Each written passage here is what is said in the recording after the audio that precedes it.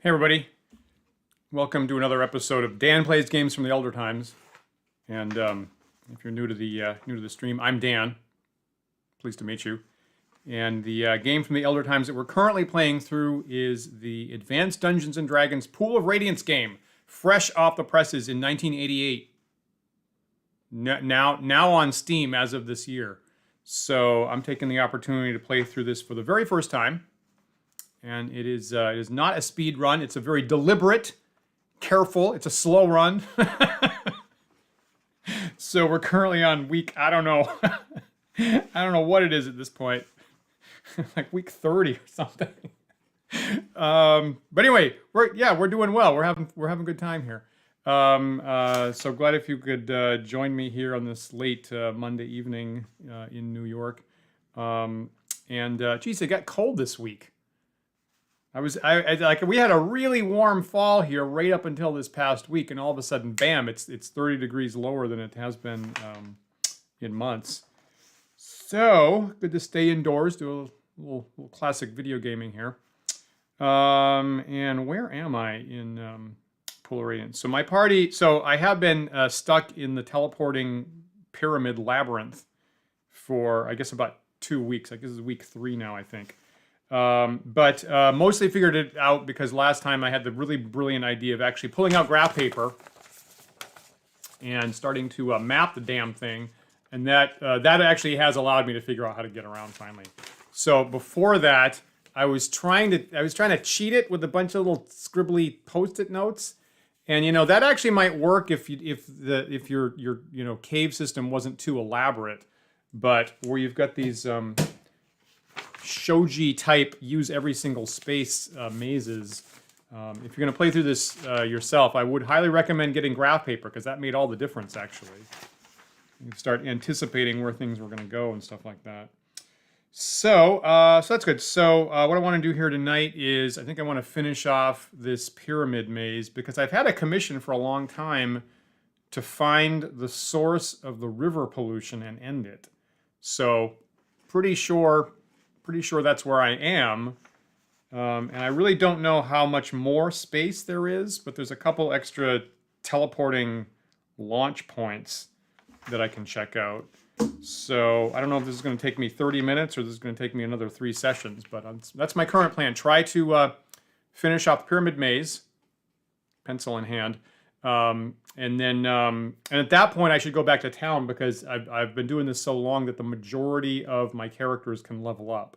So finish this, go back to town, level up, and then I don't know.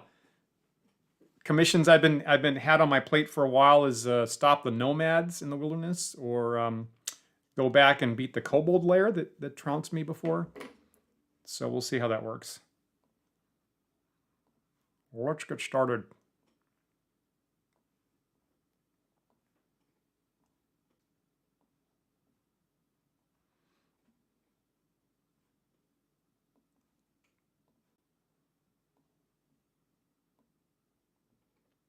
Woohoo! A fantasy role-playing epic, Volume 1. Was there a Volume 2? I guess there was a sequel to Pool of Radiance, wasn't there? All right, encoding wheel to get in here. Sort of. Okay, so elven room that looks like a frowny face to me.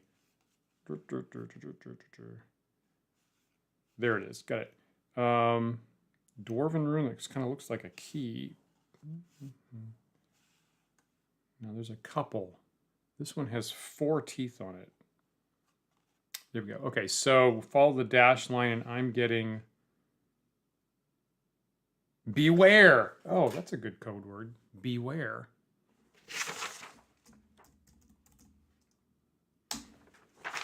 I'm in. Hey, Elfine. Oh, right. I guess that, so does the whole Gold Box series count as sequels, I guess?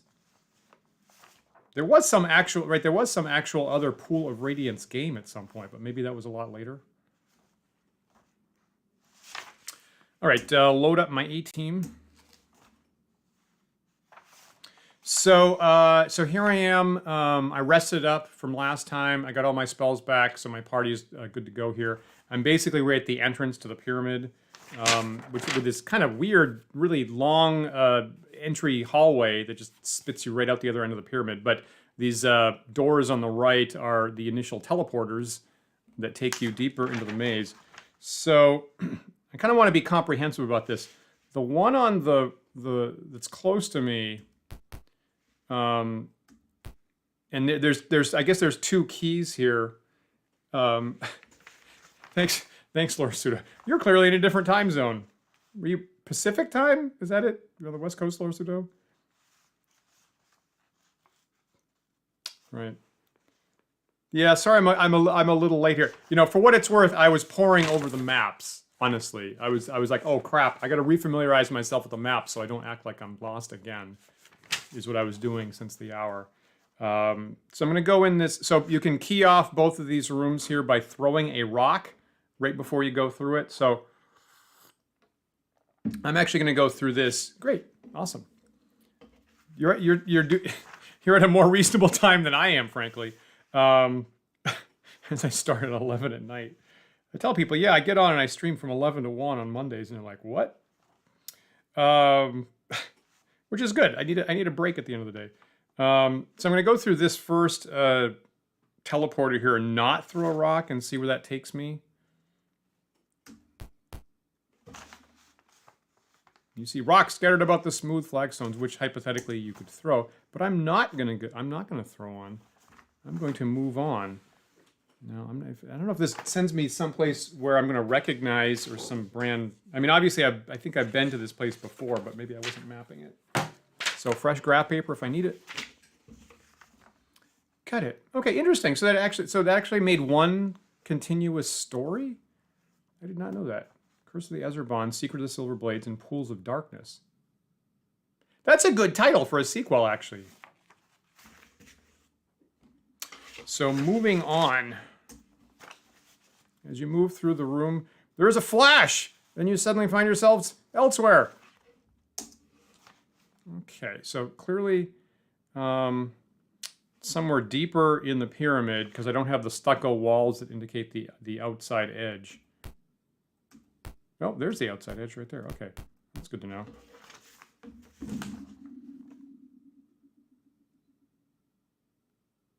I totally know where that is. That's exactly where that is. So I'm going to call this, what am I up to? DT6 is what I'm going to call this.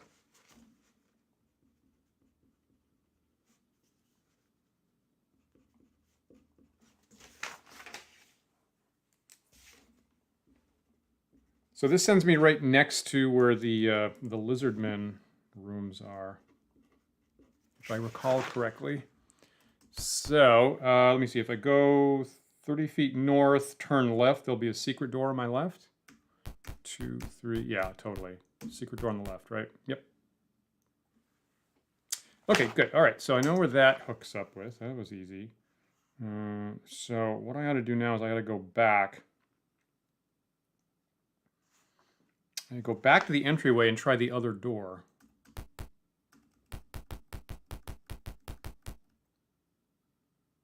Yep. Been there, done that. All right, so getting back to the entryway here involves throwing a... I haven't mapped out what happens if I don't throw a rock here.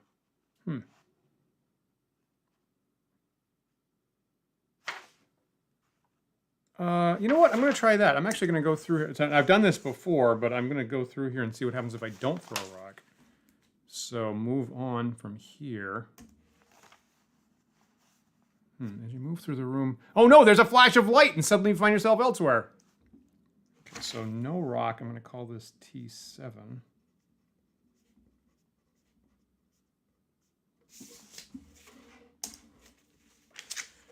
All right, I'm against the east wall of the pyramid. The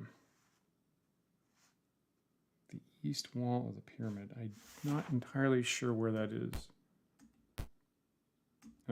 Oh, I see. You're immediately back at the entrance. Interesting.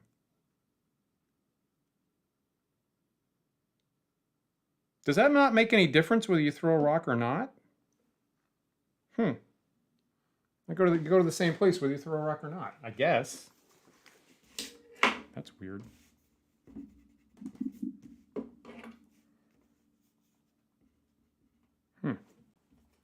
Am I reading that right?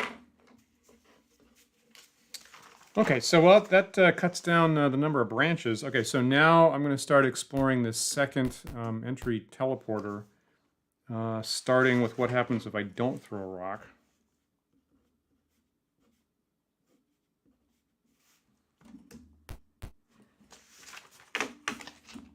Oh, there's no option. Interesting. Okay.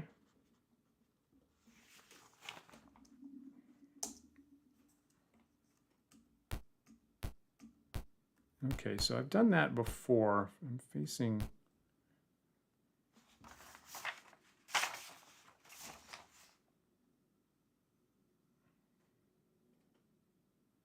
Where is this?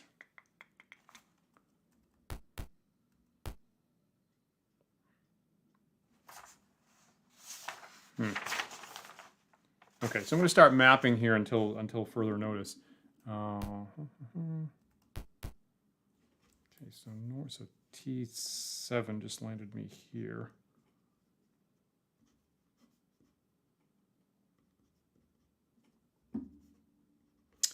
More exciting cartography tonight on the Elder Time stream, which personally I find very relaxing. Actually, it's like one of the best things. Maybe not great if I had a party of people to entertain, but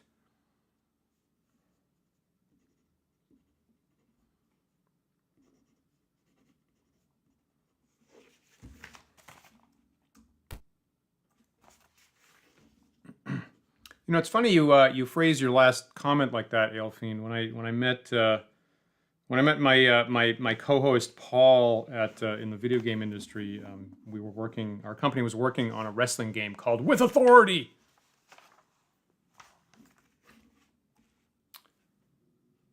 WWE branded. Interesting. Let's go east. Here. Here.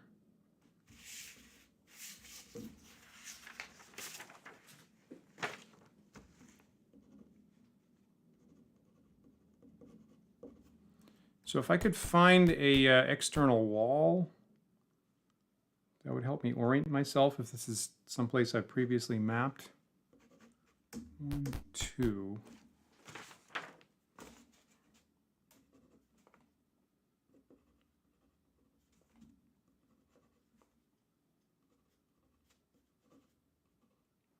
Okay, I'm going to keep going forward here.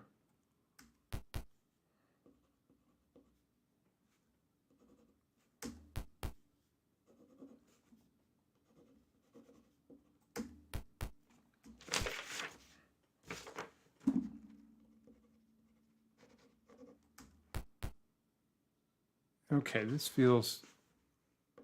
This has got to be part of that other section, right? It's got to be here, right? Okay, so that means... Oh, that's interesting. Okay, there's 2 teleporters that send you to the same place. Huh, how about that? Okay. So I feel like... So at this point, I feel like I've explored everything. So at this point, it seems like I've... erase that, because that's just a duplicate. So at this point, I feel like I've explored every teleporter, every single way it allows me to move about. So that kind of leaves me a bit mystified because I never got anything that specifically said you have now stopped the river pollution. Pool of Radiance cereal. It's no longer polluted. Maybe.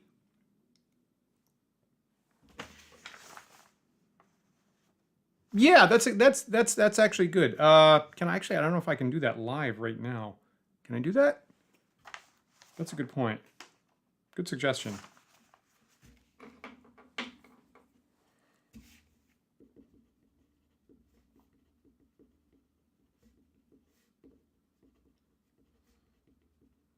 writing that down for me to remember later. So I feel like that's it. So I mean, I feel like the most major thing I ever fought were the mutant lizard men in some vat, like they're coming out of some vats at one place. So I'm a little unclear. As usual, this game kind of, I'm having trouble communicating with this game sometimes. So I'm not entirely sure if I've finished the commission or not. I've clearly cleared everything out. I can encamp in different places, anywhere I want around here.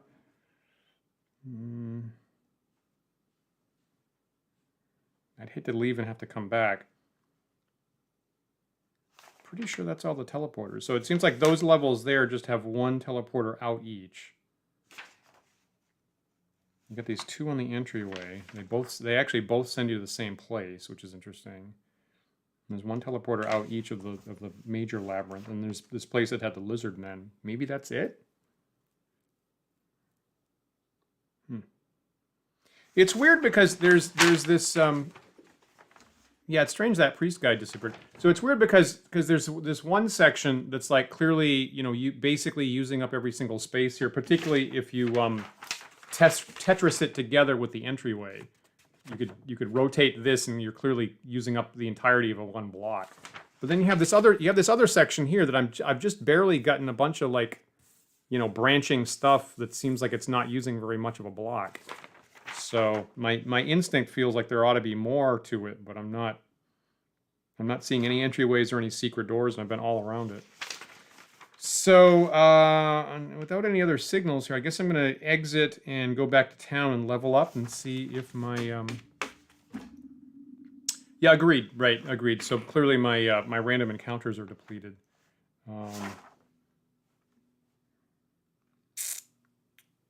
Yeah, that's very strange. It feels like two totally different idioms in these two parts.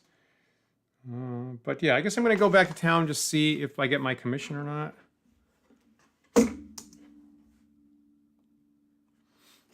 Where am I? Right, I'm right at the secret door where I can use to get out, obviously.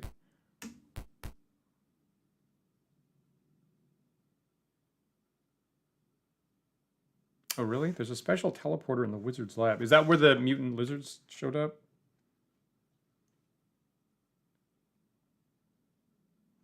Really? Okay. Well, that's actually, if that's true, that's how. I mean, I guess I wasn't about to find that. Is that necessary? Is that necessary for stopping the pollution, or is that just an extra?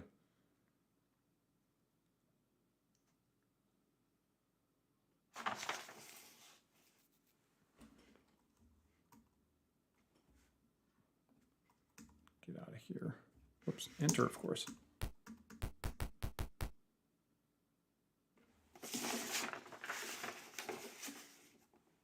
Okay. All right. So I'm gonna as usual, I'm gonna call that I didn't find it.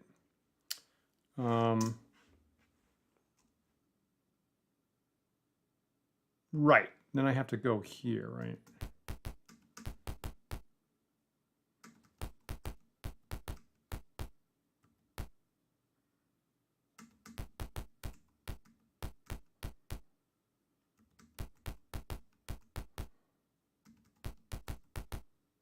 Okay, teleporter ahead.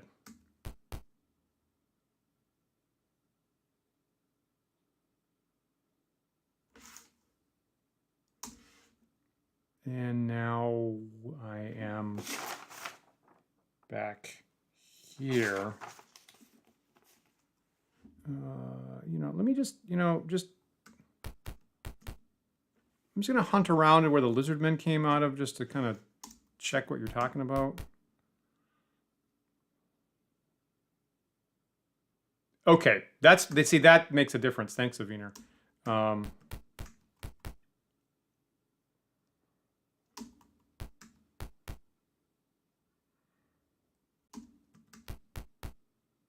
Other way.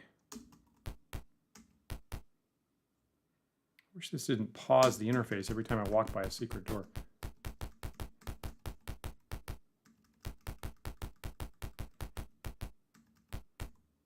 Okay, so right to my left here is the room where I think the lizard mutants came out of the vats. Yeah, I have no signal that I did stop the pollution. Just like I can't find any place else to go, and sometimes like it tells me, you know, like there's been times before where I didn't think I've completed a commission I had, which is actually how I lost. What's his name? The cleric. So there's this dead end. I think I've walked all the way around this searching.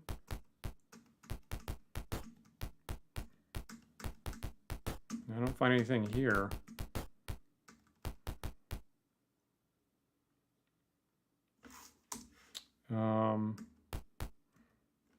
So I guess there's that other secret room that I just walked by a little while ago.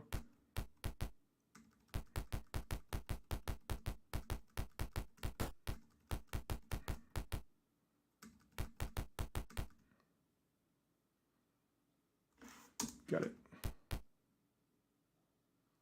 Yeah, I hope it's not any more hard than this. You know, obviously the very first part with the slums had me thinking the whole place was going to be like this all the time.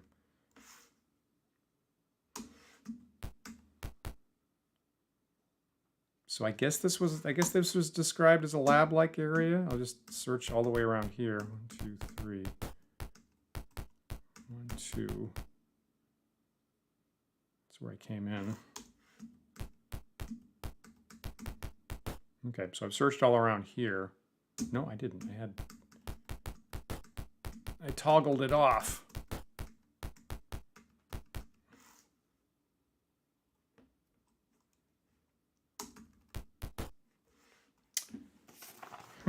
I feel, I mean, I'm not finding, I'm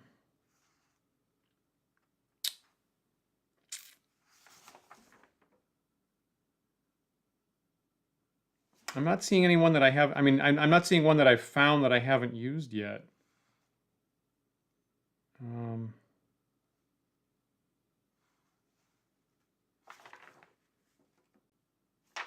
As far as I know, I've tried every single one both ways that it allows me.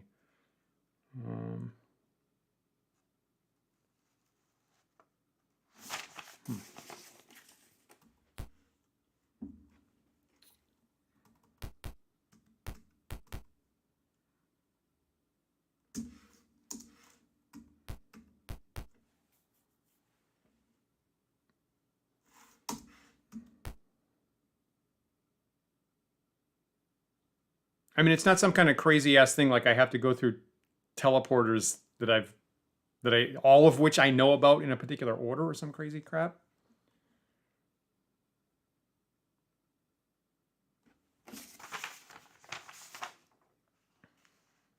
I mean, there's actually not many that send you. Okay, so I'll just go through them again. So this one allows you to throw a rock, but as far as I know, they either way sends you the same place. So just 10 minutes ago, I went through here with no rock, and now if I throw a rock,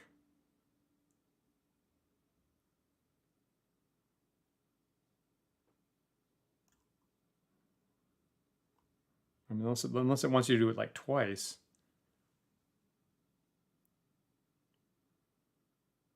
Okay, all right. Okay, so we agree. So this one that I'm looking at right now, I'm pretty sure I went through without a rock previously. Now I'm going to do it with a rock.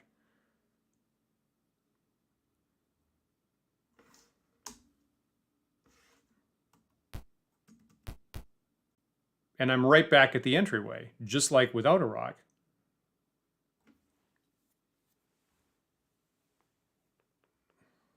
Okay, that's helpful, Disparrow. So I was totally about to try throwing 2 rocks, and it just toggles it back. I'm pretty darn sure that that teleporter right there sends you to the same location either way. I'm pretty sure that's what we just saw.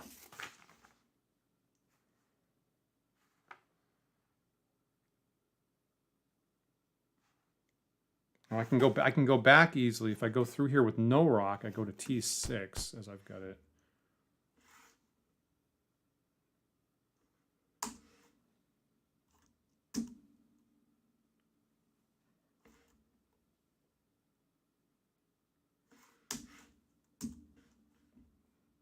Okay, so I'm going to go right back where I was. Oh, wait, what? What the?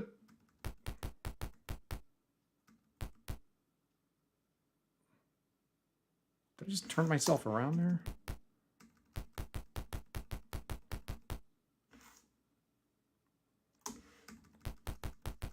Okay, so here's the same teleporter, right? So I just went through with a rock, and now I'm going through without a rock.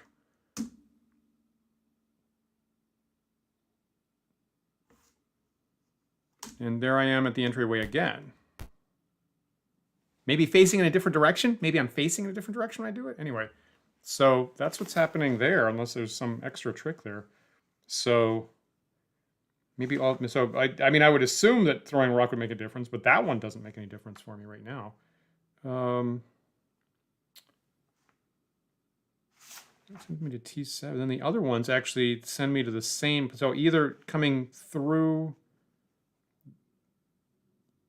Either of the other entryway teleporters sends me to the same location, too.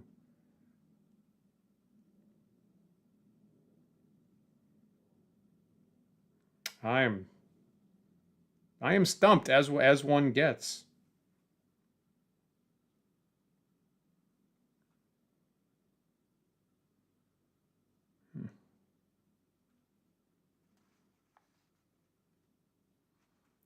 Let me go down the rest. Let me go down the rest of this hallway. I don't know if there's.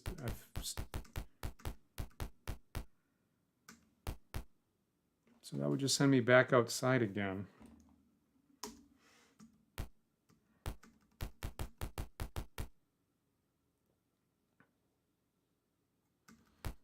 Got it. Thanks. I mean, at this point, I'm pretty sure my records say that I've tried every single teleporter that I know of both ways. Let me go try T3 again. I'm pretty sure T3 doesn't give me a choice, but let me try it again. So go through here with no rock.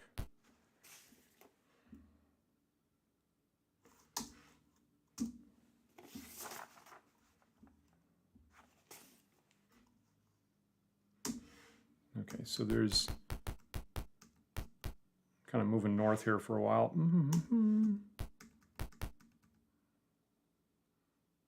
Right, I gotta go through here.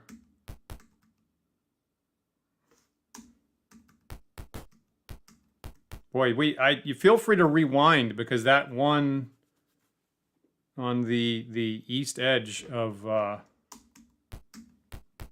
this particular block, I just did it both ways.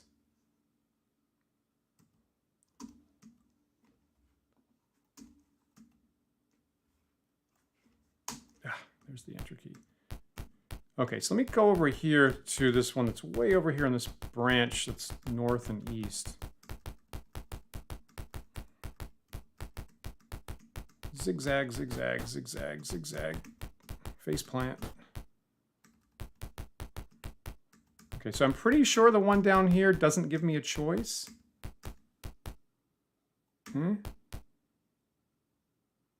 Yeah, so that one doesn't give me a choice. Okay. That's what I've got as the T3 teleporter. And that sends me... Yeah, into this room. You know what? I might as well just search this room here just to see if I've... 1, 2. 1, 2. Do my S-shaped search of the room. Not finding anything there. I'm back in this hallway here. So I guess if in order to complete the commission, I need some other place, I'd be happy to get a hint. See, this is what I was worried about. This is what I was worried about. When you go through a teleporter, it changes the destination, but some are linked together. That is not what I wanted. So then I have no idea how to decode that.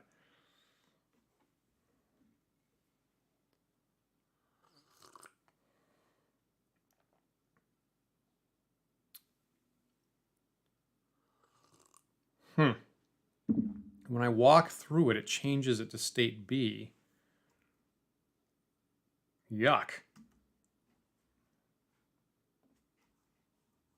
Then you go through the one in the entry hall, it flips back to state A. That is gross. That's okay, that I needed help with. So I think it's got to be It's got to be this one, right? This is going to be the key teleporter, I guess, because it's almost the only one that's sending me to different locations. I mean, actually, it's sending me to the same location. It's the one that has a choice, but it's giving me to sending me to the same location every time. So which state do I want it in? I want it in state B, I guess. Then you go through the one in the entry hall, it flips back to state A. So should I walk through it the same way twice? Is that what I should do?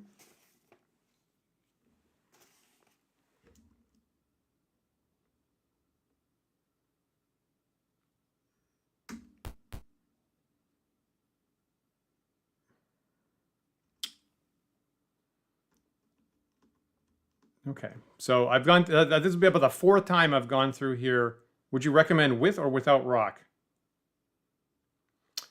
Yeah, Lore Pseudo, I'm feeling that's, yeah. You know what? Puzzle creation's tricky. Look, I've failed a lot of times. I'm going to cop to that. I've had one good puzzle in my DMing career that was really rock solid that everybody enjoyed. Okay.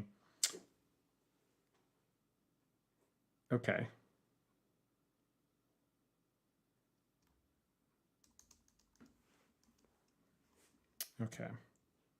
So I'm going to go through San Rock right now. I'm just going to go through without a rock.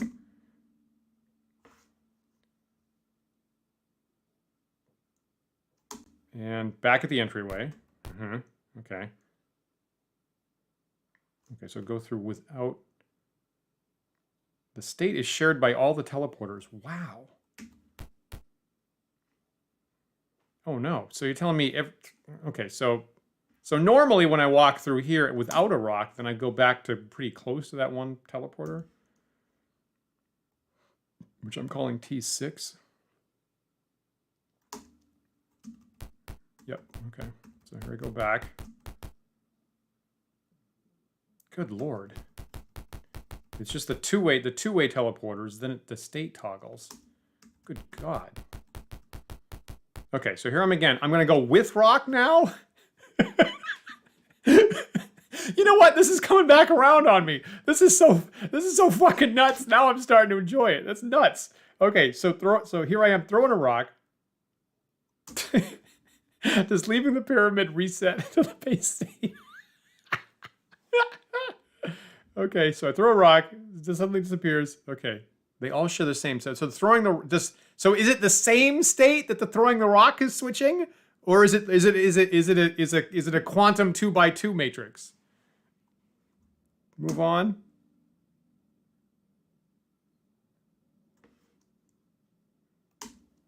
And oh shit! Oh snap! Oh. That was different, wasn't it? Okay. All right. Well, now I don't know how to annotate that. Shit. Now I don't know what state A that happens, and then state B something else happens. Good God. Okay, there's one state bit for all of them, and throwing the rock or going through a teleporter both flip it. Okay, all right, okay, all right, okay. God. Okay, so where did I just get sent? And has it been someplace that I've been before? Probably yes. Okay. When have I been here? So I got my back against the north wall. Okay, thank you guys. Thank you guys. I was totally stumped. Okay, so at least I'm back in business someplace. What should I even call that? Should I call that T8? Wow.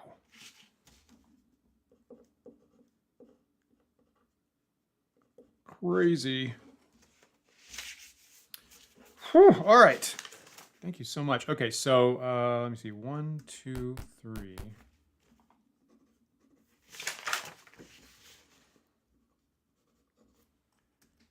Goodness.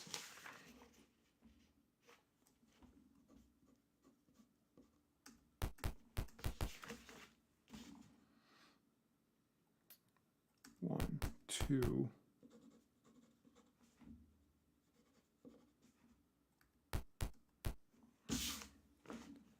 One, two.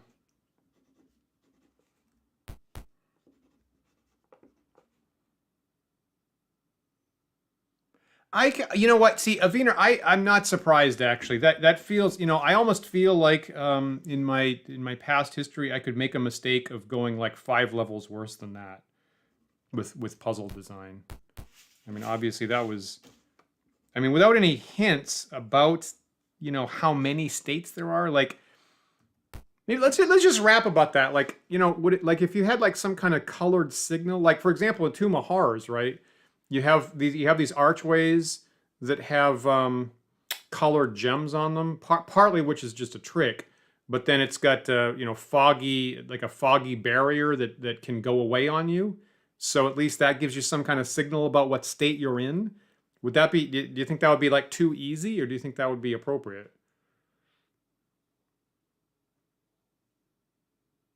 Got it. Wizardry 7, where you had to look up the answer, then cheat, then quit. Yeah, I hear that. I do feel, I mean, I don't know. I mean, am I also, you know, weaker than I used to be? I don't know. Without any kind of hint as to like see, like once I start seeing that, I'm like, well, now how many states are there? Are there 4? Are there 8? Are there 16?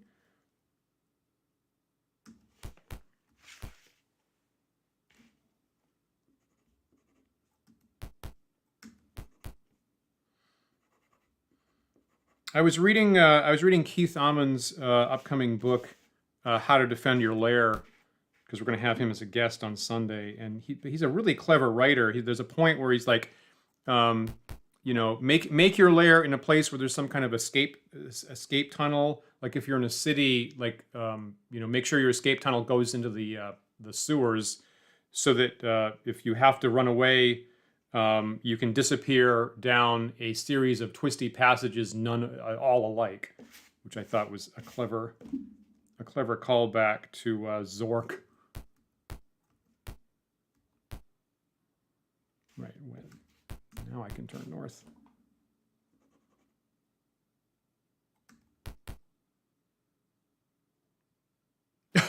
Thank you, Lord Pseudo. I appreciate that. I think I need the vote. I need the vote of confidence right there.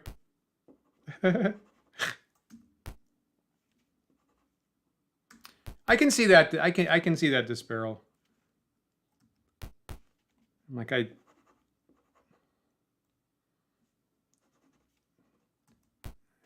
guess. I mean, I gotta admit, for me, my guess was if the rocks are toggling a thing and the passing through it's toggling a thing, then my instinct was that would be 4 things.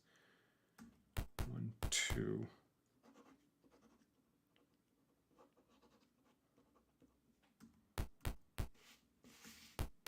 Okay. I'm kind of looking for an exterior wall here to, again, to orient myself would help.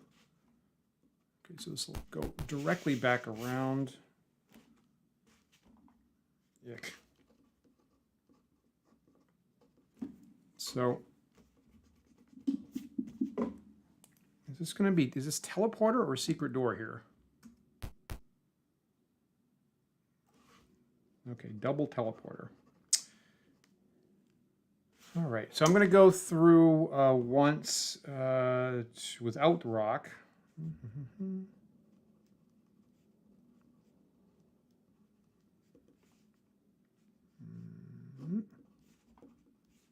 Call this T9.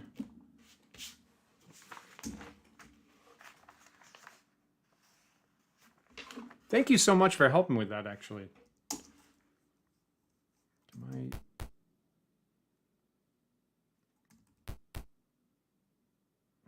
Facing, okay, so that's the eastern edge. Is that the T4 teleporter? Let me just see. I feel like I might be here.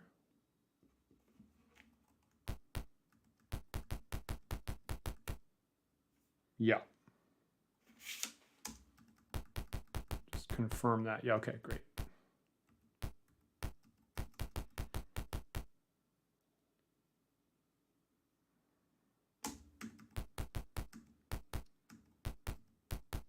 Yeah, it makes sense now. So I'm calling that T9.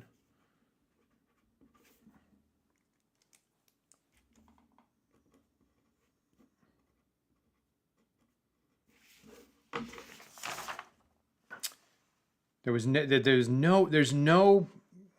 hint that that passing through it's toggling a state. Anyway, okay. So maybe I'm griping too much about it. So how do I get back there? So T8 sends me that. So see, so now I don't know what state this is in. See, I have to go back through this to get back there, and I don't know which state I'm in.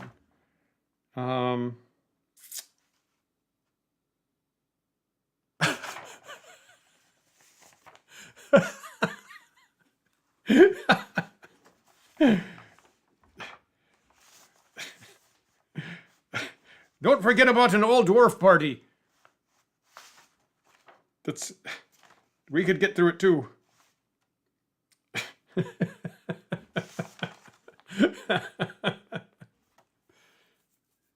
Oh yeah, all right, okay. So I'm back to where the used. Okay, good. So did I go through non-rock? I went through San Rock. Now I don't remember which way I went. Okay, great. Don't throw a rock. Agreed. Okay, thank you. Yeah, you keep count about whether I'm on count number 0 or count number 1. Okay, so I'm back here. Unless I glitch that up. So.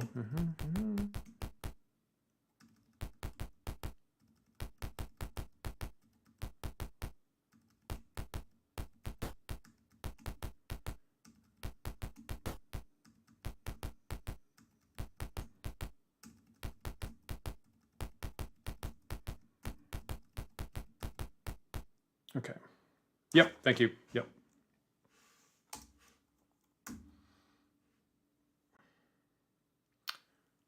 All right, where does this... Bam.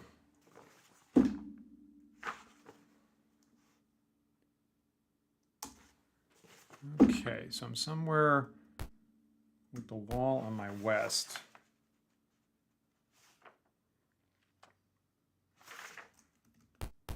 Is that interesting? Wall's on my west. Call this T10.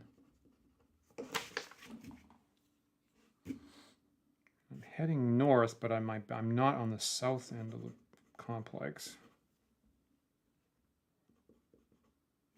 Is that just by the... Is that the same place that T2 sends me? No, that's different.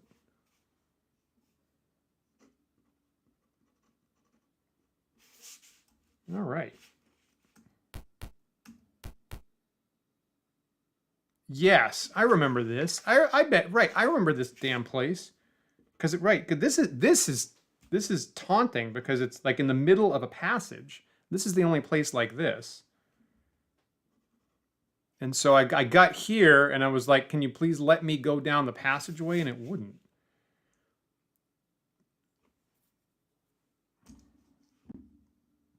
Good. I feel that sounds like good advice. Okay. So I have no idea which state does what here. I'm gonna try moving on for now.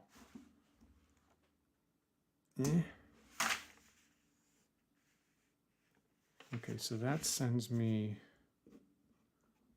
somewhere.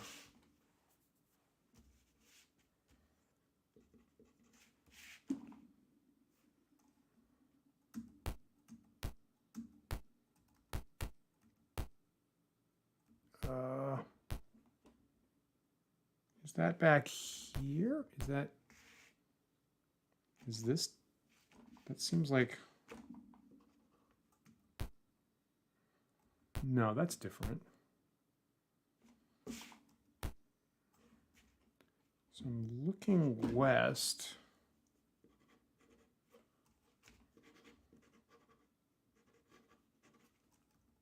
Interesting.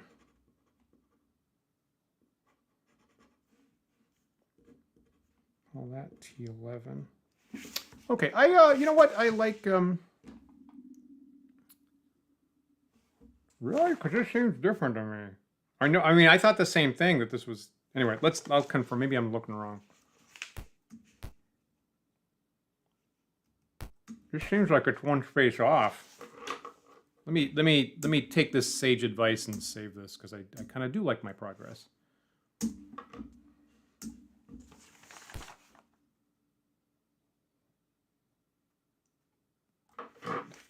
the corner, it's not there.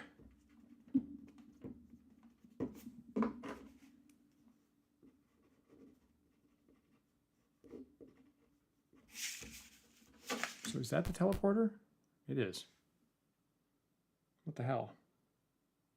I must have mismapped that. Did I mismap that? Okay, so at this point, so I've gone through 2, right? So the state's in the same state. So if I no rock this, I'm going to get back to where I was.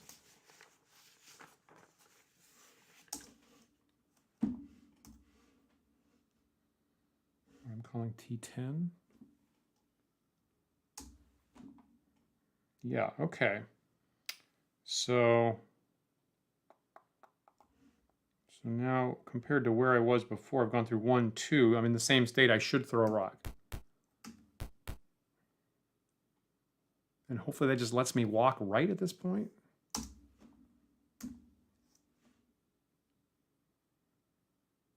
Okay, now move on.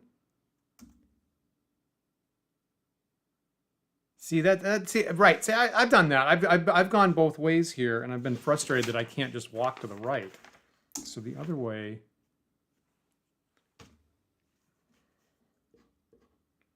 T12. Is that I'm not in that little secret door, am I? I'm not. Okay, so I'm somewhere that's the northwest corner. Okay, all right. Thank you, Despair. That was going to bother me. That was going to, not knowing where the right hand goes, that was going to really bother me. So I'm somewhere in the northwest corner. Let's see, it's here.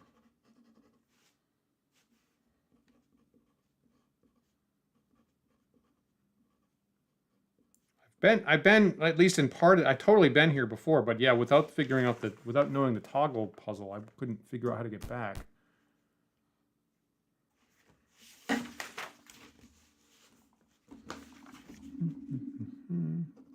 Here, doing this. Oh shit! Oh snap! Okay, well that's different.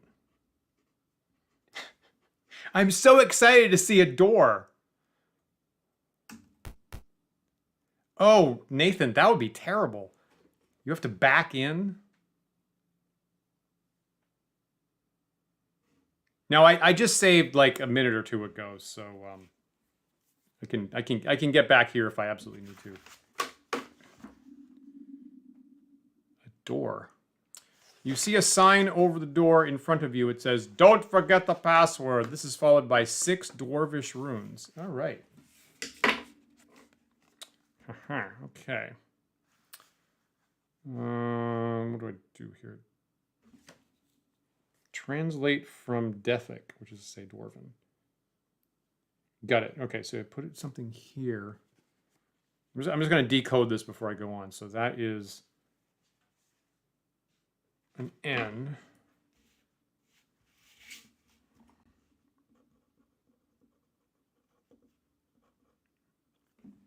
And the next one is... Now I'm decoding. This is the worst.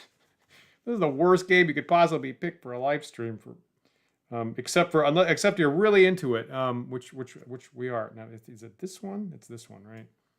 That is a O, an O.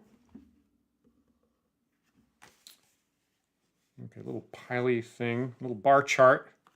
Little bar chart never hurt anybody. K. Oh, I know, it's Nokia. Is that it? Little double crossy thing.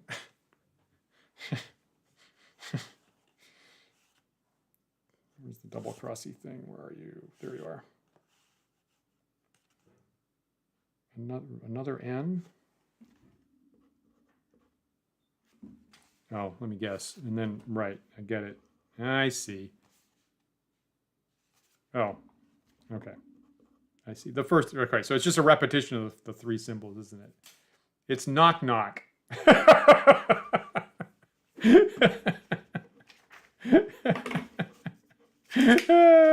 Yeah, I don't know. I'm easily amused tonight.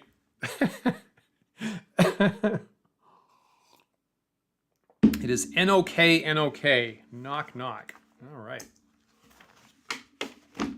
You would quickly translate them and say, oh, really? This is mid... Oh, no. This is only the mid-game?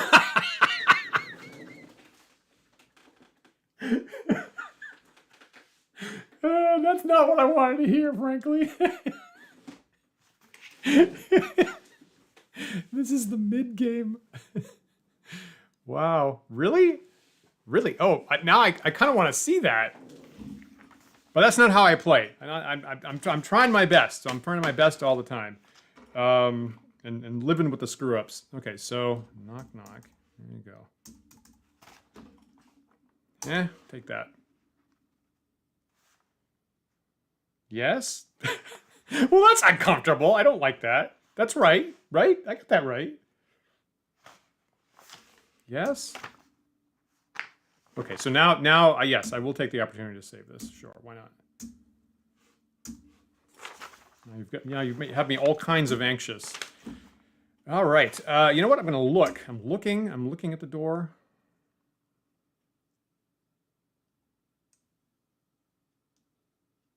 Oh, do I have to do this again? That was... Oh, jeez. Okay, don't do that.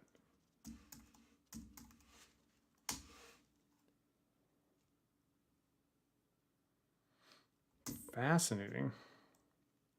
Well, you see, now I'm concerned that is that an indicating that I did mistype it?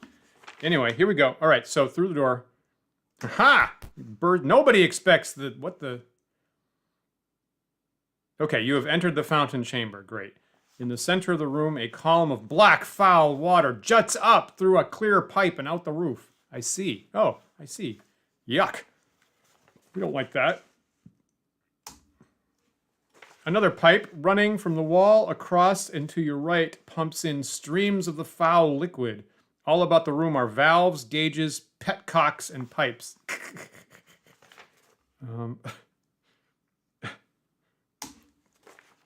What do you do?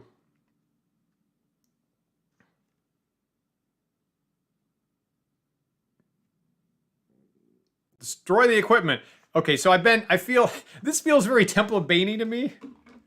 But that's what that's what I came to do. So, once again, here's me hovering over the D key. Gonna destroy it. It is right there. You hear a whining from the pipes. The black liquid is bubbling. However, not all the equipment is yet destroyed. Okay. Well,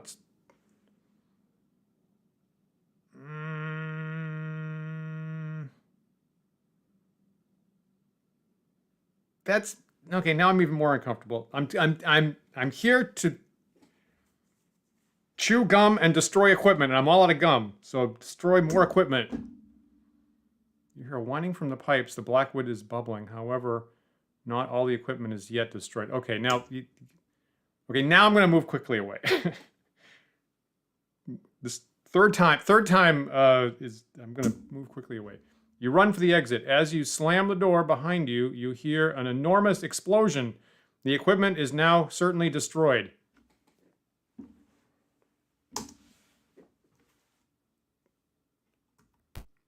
And I teleported, right?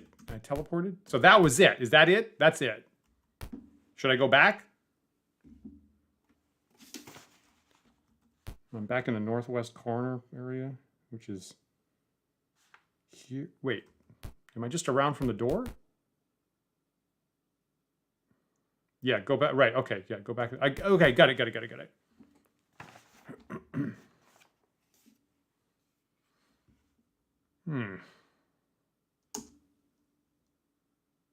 Knock, knock.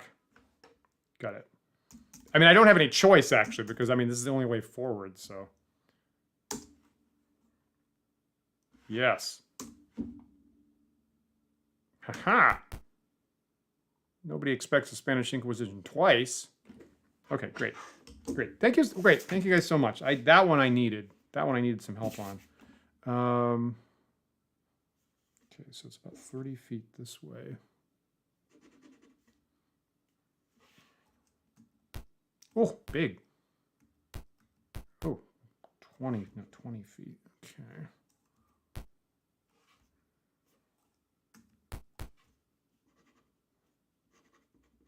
Okay, so if I was reckless, I would plunge through this next door, but I'm going to kind of hunt around a little bit here. Did it scope out the exterior? Oh, interesting. Oh, there's a lot more.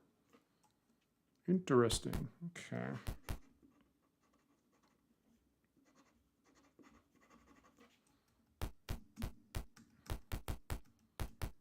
Okay, take stock of my options is what I'm going to do here. 1, 2, 3. 1, 2, 3. South wall.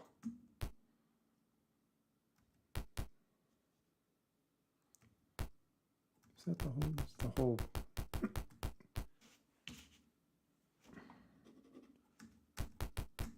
Ye old 20-foot corridor. That seems important. I should save now. I should save now. Interesting. Okay.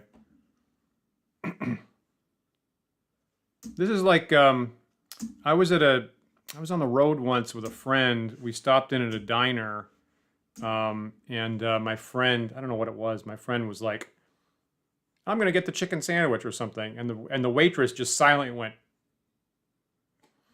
and I was like, "Change your order, change your order." when the waitress goes, "Don't." Take their advice. So I'm taking your advice right there. Take the expert's advice. Okay, this feels teleportery to me, which I kind of don't want. Just put a question mark there. I'm gonna go back. So, all right, okay, so it looks like there's probably 2 30-foot rooms through these doors. Probably. Let's try this one.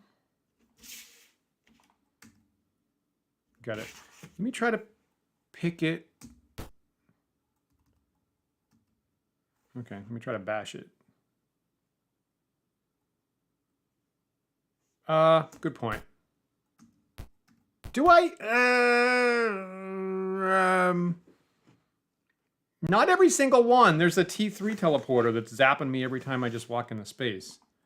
The ones that have choices do. The ones that have choices, I can always go back. But there's other ones that are just immediately zapping me.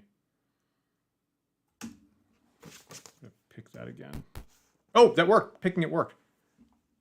All right, well, here's the throwdown. An ancient mage looks up from his studies. Ah, good, I need more specimens as controls. He turns to his mutated gods. Subdue them! There you go. I agree with that. Okay, here we go. So that got rid. There's another door on my right. Let me just map this out just in case I die so I know what's going on. That's the far wall over there. Okay, so it looks like a 30 by 30 foot room with a closet to my right is what that looks like. All right. Okay, here we go. All right, buddy. Is this Yarash himself? All right, so he's already attacking me. I'm gonna just go into the fight.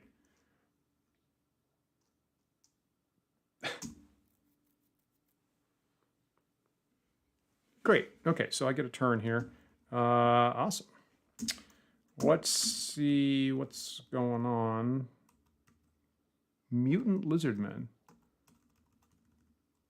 Okay, so I'm not that... I've fought them before. I mean,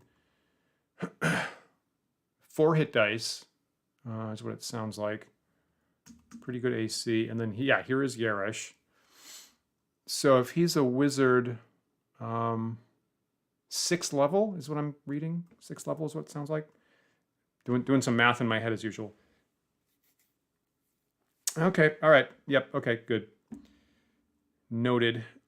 So let's try to hit him and prevent him from casting spells is what I'm going for.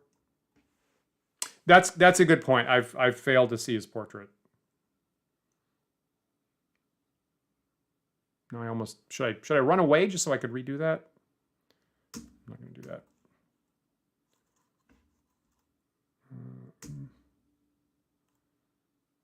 What is my move? It's 6.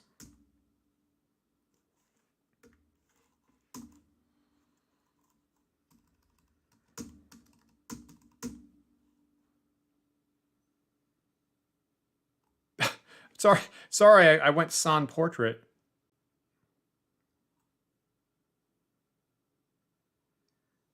Yeah, I didn't give him a wand of magic missiles. Okay, so I'm going with the longbow here. Come on, Griffith.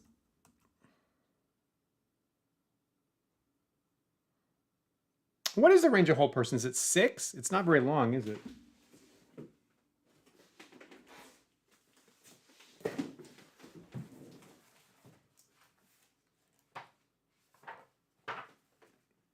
And my range is 14, so that's longer than I could get on this one move. 2nd level, right? Am I on camera? Sorry. Sorry. Just never mind me. You guys watch the stream, and I'll be over here. Yeah, I cannot get in range. I cannot get in range for a whole person. So I am shooting him. Things I don't want to be too close for his spells to hit me.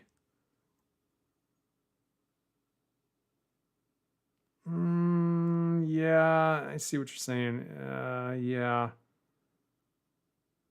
You know what? I'm doing this. I'm shooting him. Come on, you can do this. You cannot do this. Okay. Ah, crappity crap. Is he a cleric? I would have thought that would have gone off right now. So with Maelwyn, I'll move forward. What does she have?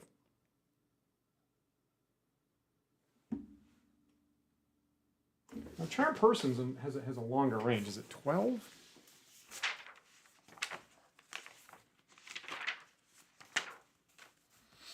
That's 12. So, and Maelwyn can move 9, I think. Nope, 6. Why is that? So she ought to be able to get in range for that. Let's try this.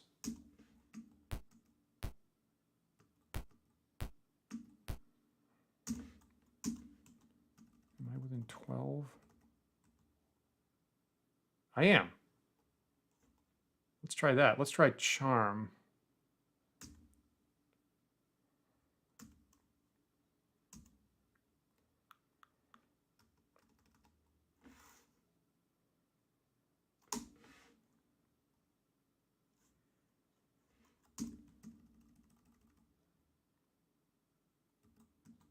Really weird.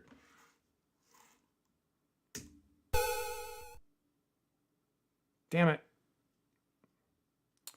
Okay, so here is my wizard, and she's got more charms.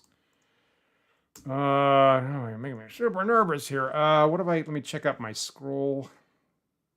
Well, she's got the wand of magic missiles. What is the?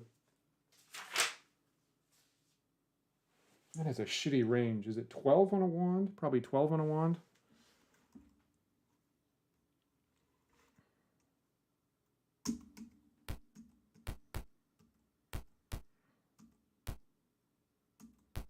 First, I'm putting my wizard way out in front.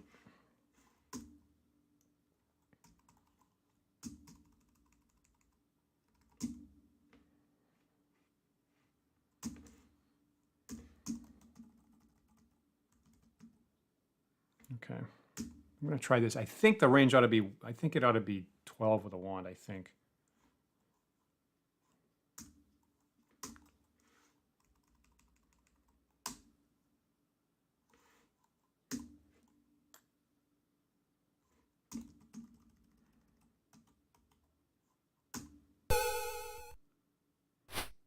Okay, you're right. You're right. Okay, so now Cadell, what, so 4 hit die Lizardmen, it's 50-50 if I get one of them, I think.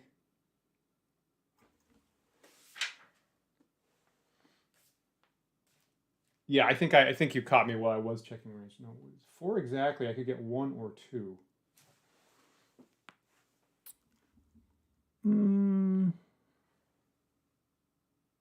They do not get saving throws. It has a huge, possibly due to a typo, it has a huge range in this game. I think I'm going to do that.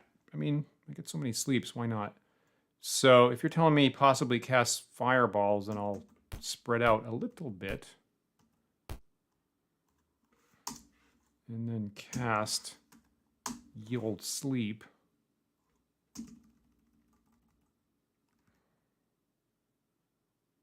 And see how well this does.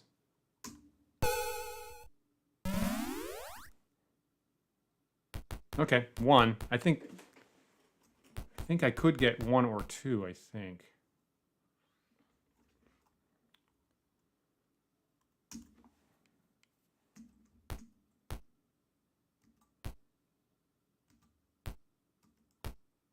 Ah, crap.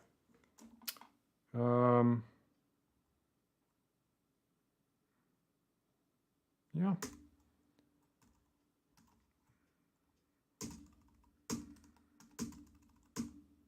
Oh, you know what? I would like to be able to keep my shield up. Let's see if I can do this. This is part of my plan here. Can I ready the spear? Right, they call that a two-handed weapon in AD&D.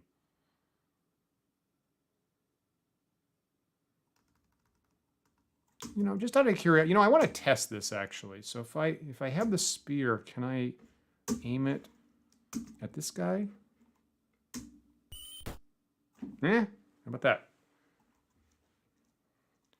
So somehow I throw it two-handed. It shouldn't have been two-handed. I believe that I feel like that was they were overly aggressive about declaring things to be two-handed in first edition.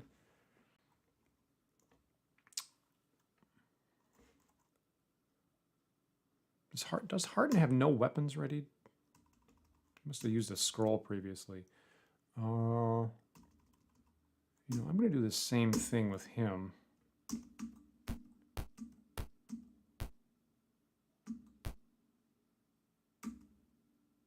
Got it.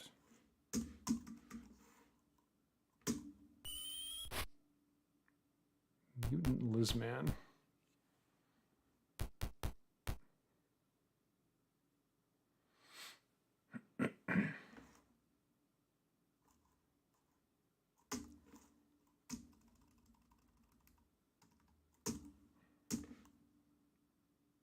Do I have anything interesting here? Whole person is 6, you say. Well, all right. There's the damn silent spell sitting right in front of me.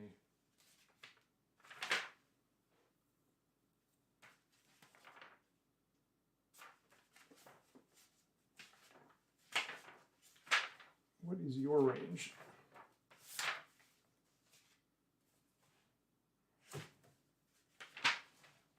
Uh, 12 inches. Okay.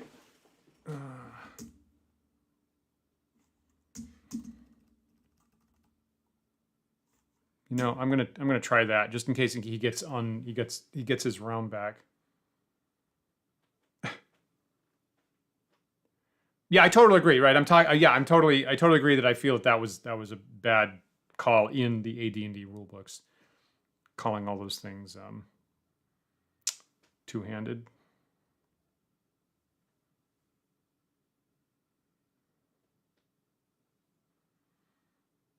All right, we'll debate about that we'll debate about that offline. I feel like you already have the pike. I mean, the pike is your two-handed stabby thing, so the spear ought to be like a javelin type thing. Anyway, so I'm currently casting silence.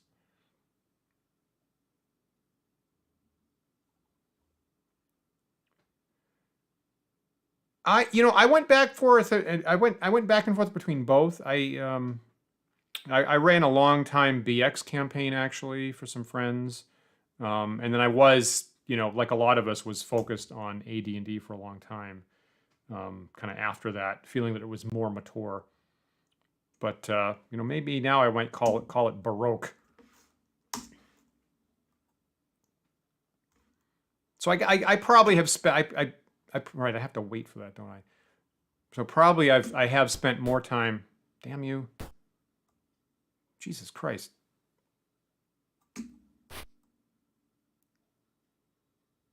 Nice. So I probably have spent more time like focused on AD&D than BX.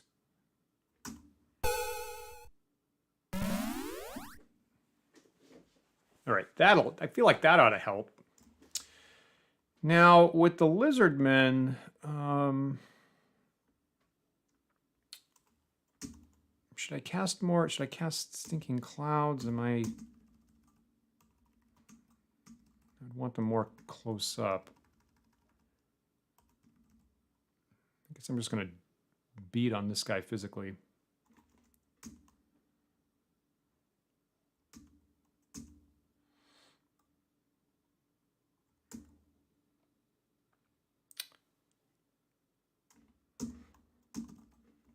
Ah, geez, Rollin goes down so fast.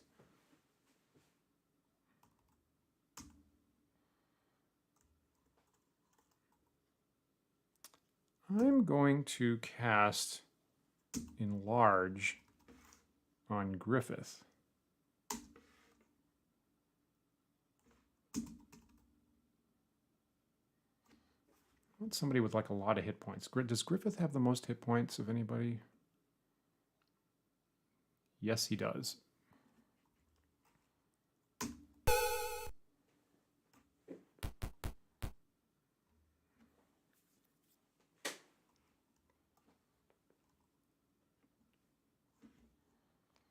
Alrighty.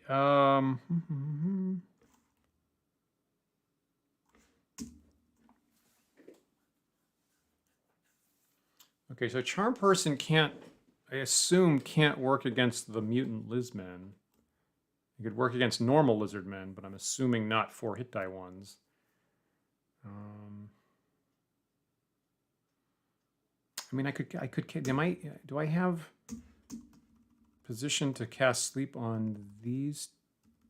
There's 2 guys next to each other somewhere, aren't there? No, I guess they moved. Oh, geez, they're perfectly spread out.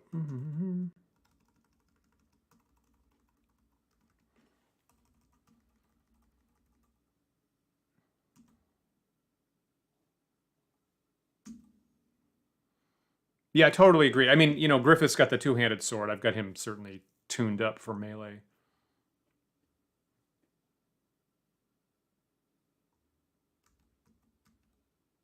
That guy's already helpless.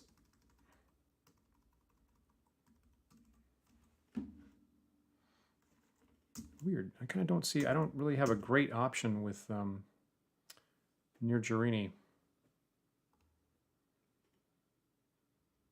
I'm just gonna hit that guy with one of magic missiles again. Is what I'm gonna do. That's not the most optimal choice.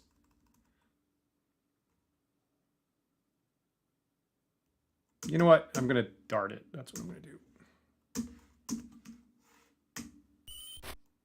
Damn it.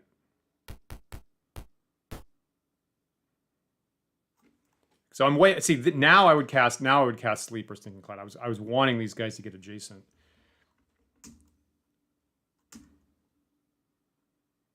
One, 2, 3. Is that the range 3? Yeah. Now I'll do it.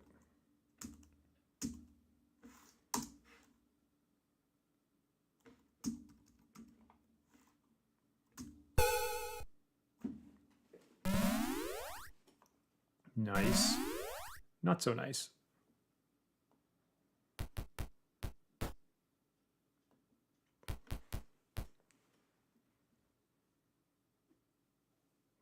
Ha! Yeah, see? That's how that works.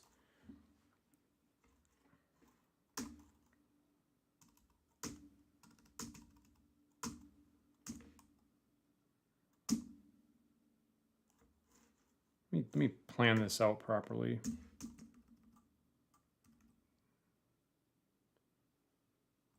I can't get this guy, can I? I can't get here. Oh, I can. Range 5? I can get there and then beat on that guy. Let's do that.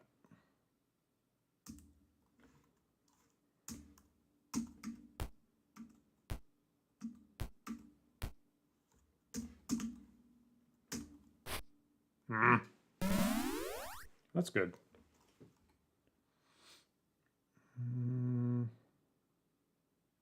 Okay, gonna protect the wizard is what I'm gonna do here.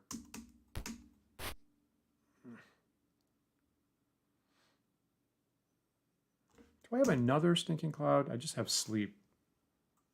Cast that. Be nice if I got 2 of these guys. I could catch 2 of these guys, I think, if my math is right. 2? Another one? There we go. There we go. Now it's all me.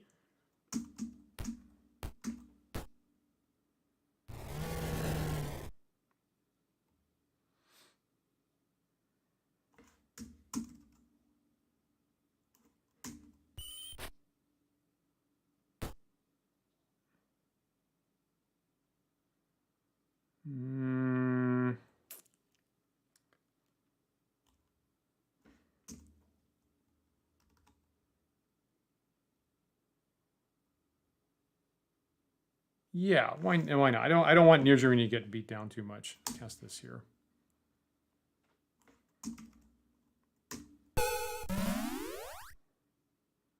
All right, now I've got overwhelming advantage.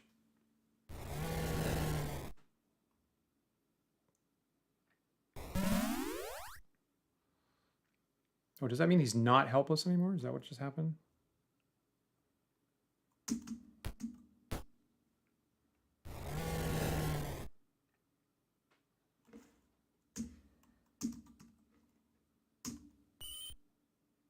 Okay.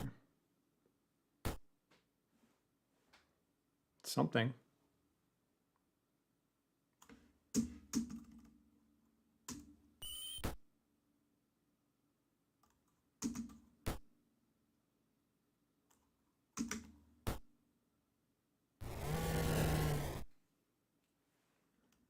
Right, yeah, agreed.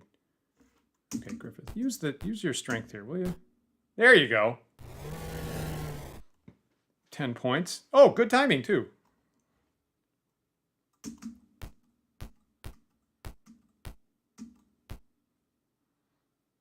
That's fine.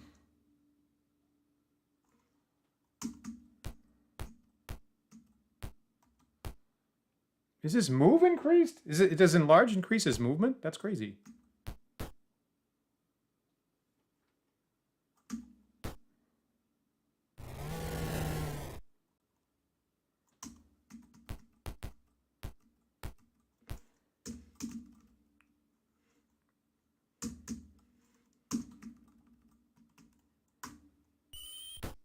Ah!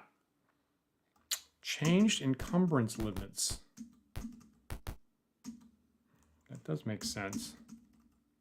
Seems like it changed a lot more than I expected.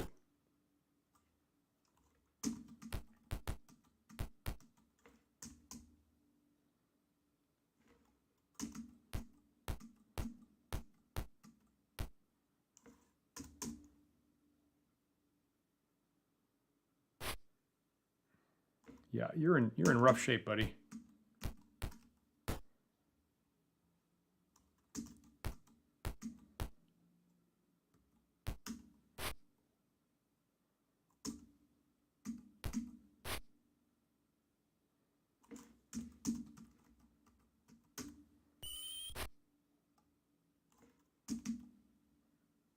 Oh, can I not? There we go. There we go. There you go. Got it. Interesting. Interesting. Concentrating on the strength spell for encumbrance purposes. I like that. I like that a lot, actually.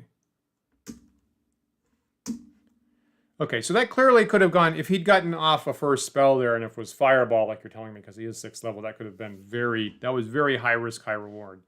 So thank you guys for some advice tactically on that. I appreciate it. And let's see what we can take. So, okay, so if Griffith... Now, I'm going to give it to Nirjarini like I normally do. So, bracers seem important. Potions, a wand. Now I'm overloaded. Okay, that hammer is actually Heartens. And the spear is Rollins.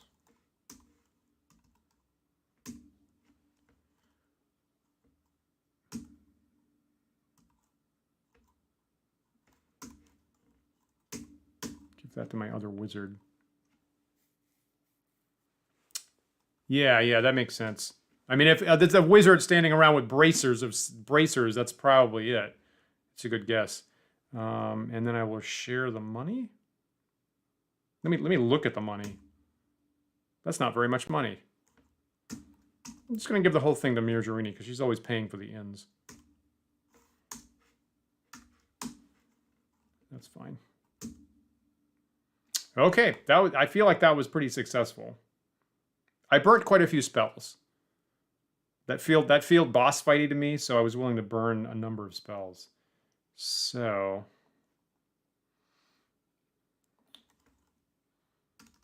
rearm.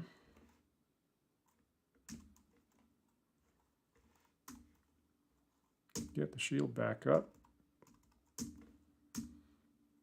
Was he the only one that I modified what he was holding?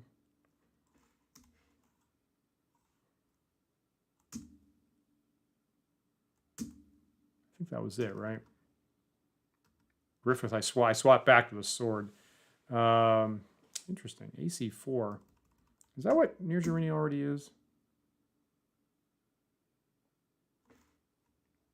AC 2 with a dex bonus, I guess. That's what she has already. Well, I still, you know what? I don't mind, I don't mind confirming that I can use it for a missile weapon in case I run into horrible undead in the graveyard. That's my thinking. All right, Rollins way down. So here I'm going to cast 1 hit point cures on him a couple times.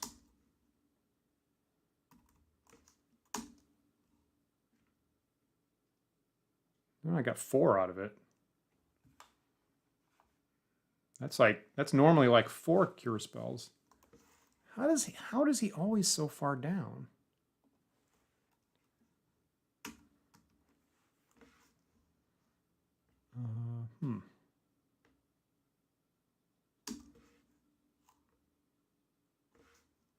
I might...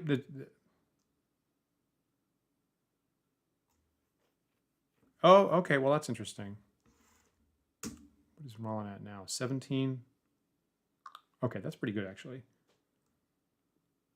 Okay, so I could use 1 on each of the other people. Let's see Harton do that.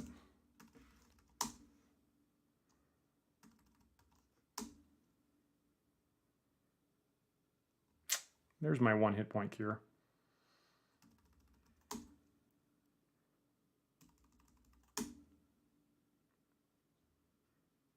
Oh, that was nice. I'll do 1 more on Griffith. Yeah, I guess there's that, isn't there? Okay. Okay, that looks very nice.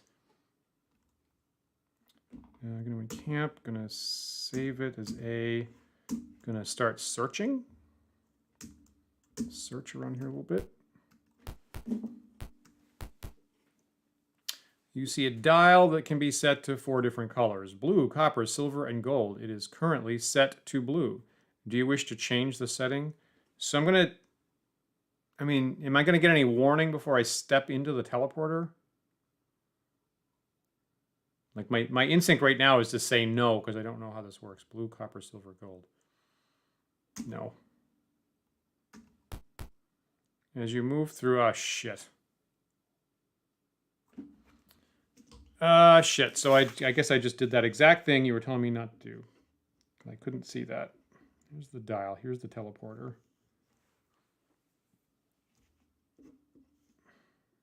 Blue, copper, silver, gold. All right. So assuming this sends me someplace where I recognize. Yeah, that's not too bad. Okay, so it's just this, the entryway. So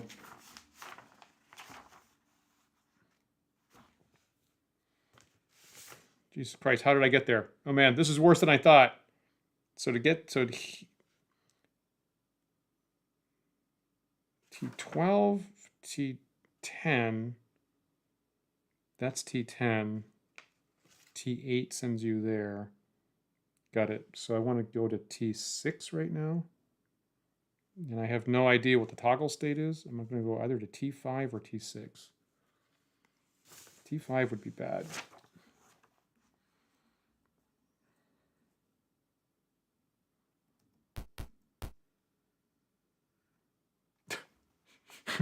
You did tell me. You did tell me. I didn't know where it was. Okay, well, lesson learned. I guess that was going to happen. I guess that's what was going to happen was going to happen. And I have no idea which state I'm in. I'm going to go through with no rock. Which could be really bad. You know what? I'm having a lot of fun tonight, actually. So that was the T5 move. Okay, which means that I need to go, which wasn't what I wanted. Okay, so keeping track of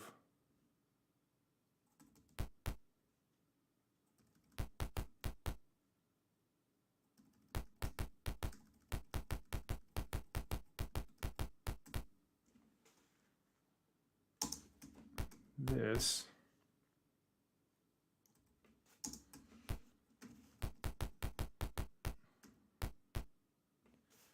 Yeah, see, there's right. None of the teleporters that don't have rocks in them just immediately zap you like that. Now I'm in what I call T1.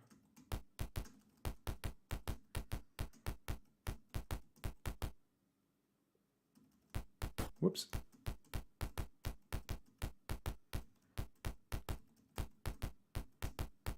Okay, this is what I call T2.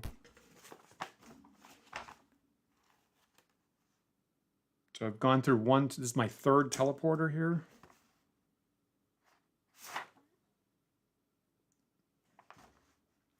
T2 sends me here.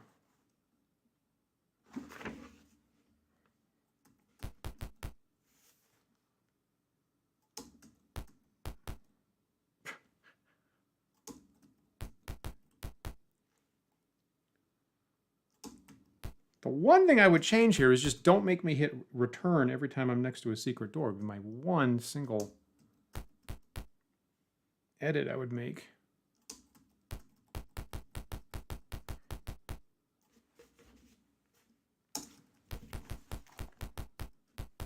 Okay, so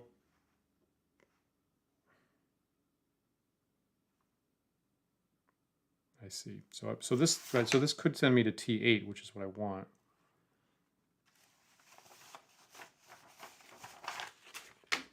Okay. I don't know. That's a really funny image of the sparrow kind of half disgusted with me.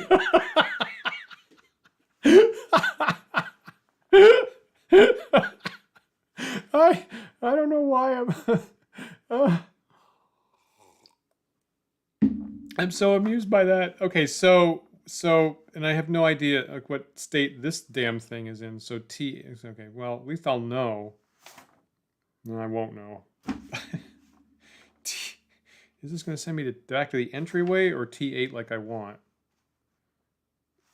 Huh. Boy, this is hard keeping track of which toggle state you're in. And I don't know if that teleporter in the wizard's room like also toggles the state. Maybe, yes. I'm gonna try rock here. Rock, no rock.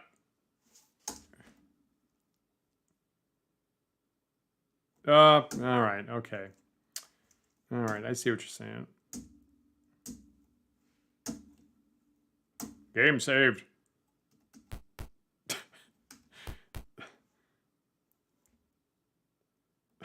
This feels rockish. Throw the rock. Move in.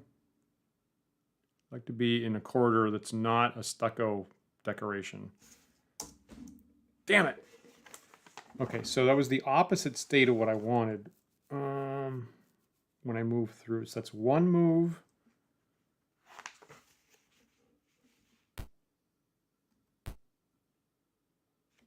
And I've gone through two. So this is in the same state, which means that I do want to throw a rock, I think.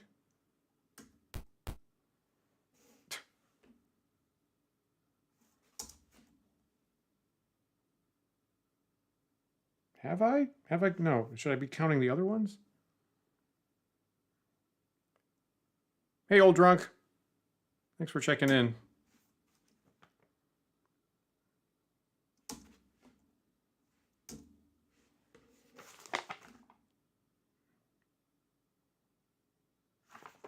So I would like to be... God damn it! That is not what I wanted. That is the opposite of what I wanted. Shit! Ah! Damn it! So, okay, all right, I'm gonna take your advice. Yep, all right. I haven't. That's a good. Maybe maybe I'll do that in the future, old drunk. Okay, so I'm gonna cut out of this. Throwing the rock was a mistake there. Is that what I did? I threw a rock. Shouldn't have. Okay, so I'm gonna cut out of this. I'm gonna boot it back up. Sorry if anybody thinks that's cheesy.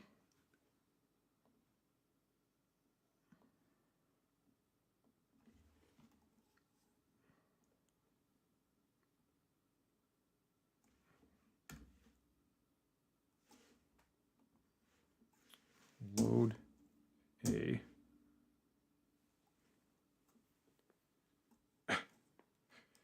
okay.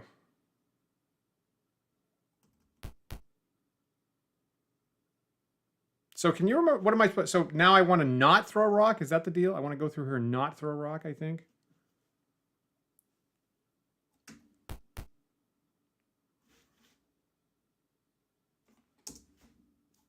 Moving on.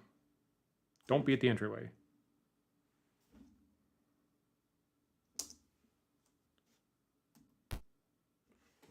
Yeah, okay, so that sent me to T8. Which is here. Okay, so go through this elaborate squiggly tunnel system. Got it. So I guess I might just have to save before every single teleporter to avoid that, eh? Yeah, that's one thing I have. Everybody's telling me that most everybody connects their abilities max out in this game, and admittedly I don't do that. So I'd rather go to T10 as compared to T9. Where the hell is T9?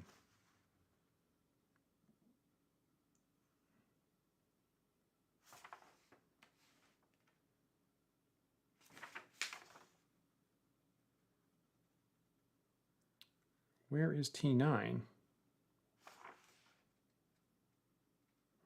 There it is. It's right by that same damn thing. Okay, so either way, this isn't too bad. Okay, this isn't too bad. So, let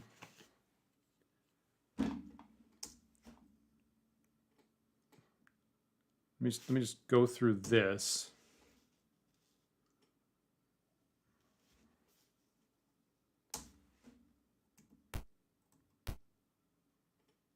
That's good.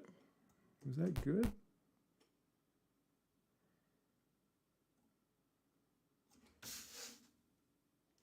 No, that wasn't good. Okay, so I went through 1, 2. I'm in the same state.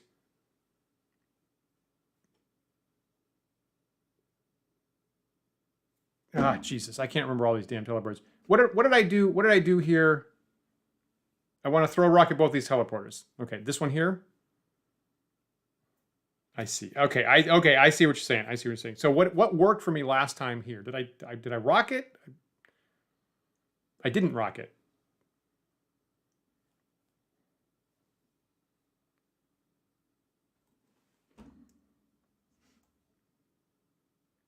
I'm gonna save that again. I think not this one. Okay, so I'm just walking through this one. Here I go.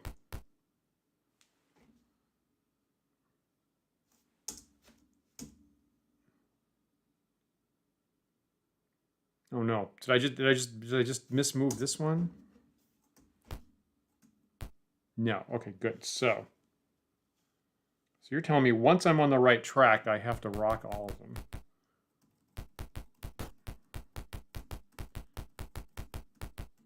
And I was totally doing the exact opposite. My instinct was like, try going through the basic way first, and then if it doesn't work, come back and try it the other way. All right, that seems like good advice. All right.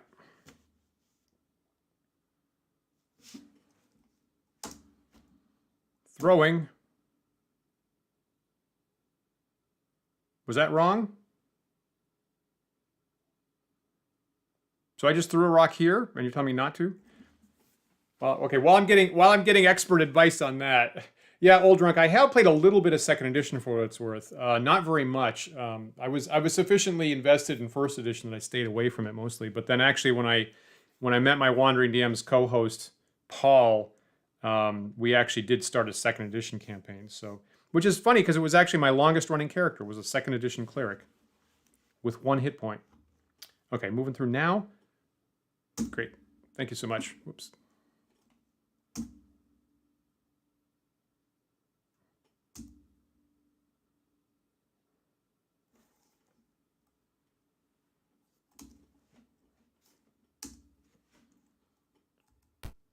All right, so now I'm here, right? And you're telling me I should throw a rock on the other side of this archway, yes? I feel like that's what you're telling me.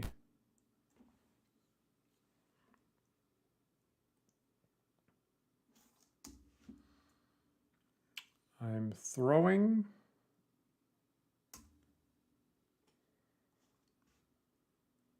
And I'm moving.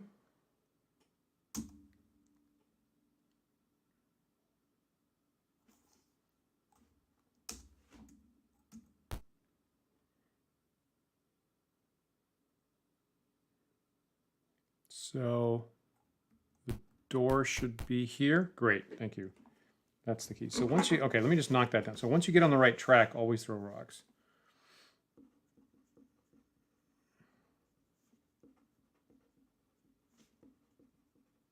That is critical. Thank you so much. I need that. They're pretty similar. I feel like, you know, second edition shaved off kind of a lot of, I don't know, the interesting, unique things about first edition to a certain extent, but made it, you know, maybe slightly more normalized, I guess.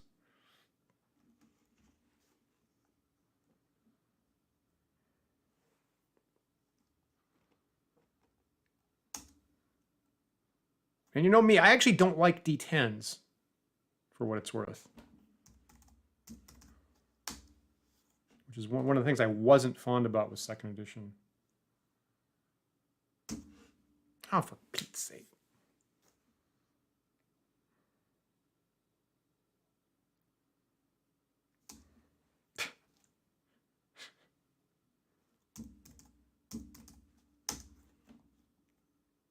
Yes. Haha, nobody expects a Spanish Inquisition a third time.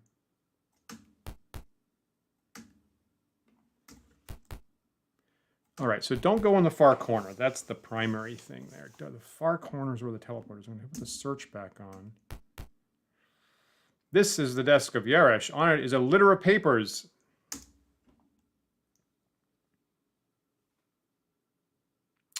Well, I like percentile dice when you're rolling with d20s.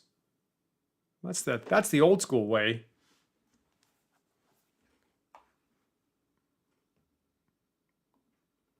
So I started playing like Boot Hill and Top Secret, you know, games that are all percentile based, and you had 2 d20s that were colored.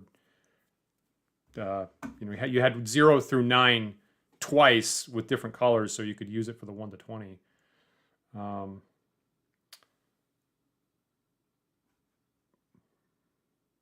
Among the papers on the desk, you find the following and slip them into your journal. What do I get here?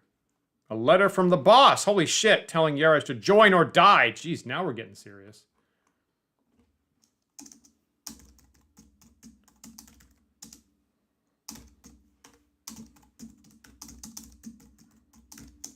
What does this say? Entry 33.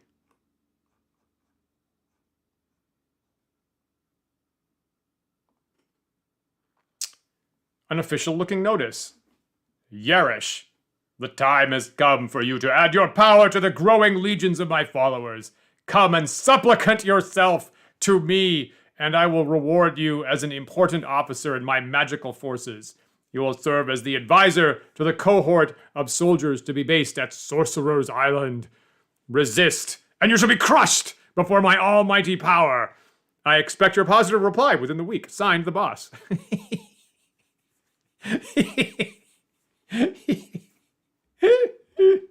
Yeah, that's great. Okay, well, I guess I took the decision away from him. That's good. Oh, an unsent reply to this letter. Oh, there's more. Holy smoke. Oh, now I'm super curious. Number 49. I guess I didn't take the decision from him. 49. I don't know. This is all just amusing me to death tonight. Okay, 40. Okay, very short. Journal entry 49. A letter on clean white paper in a strong hand to the boss, Valhavo Castle Phlan. Sir, I categorically reject your demand that I submit my island and my powers to your control. I am a free man, and I will remain free. No petty tyrant can order about a true mage. If you or your troops make any move towards Sorcerer Island, I shall send an army of my unstoppable aquatic creations down the barren river and sink your precious castle. Until now, you have been beneath my notice. If you value your empire, let us keep it that way. Signed, Yarash the Sorcerer. Okay, well, that seems ballsy. Good for you. Good for you, Yarash. That was... All right, I have some amount of post-mortem respect for you now.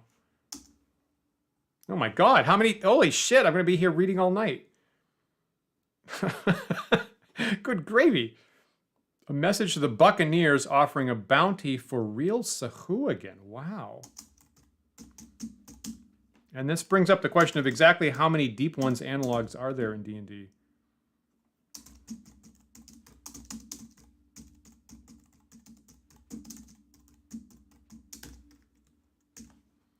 Number 27.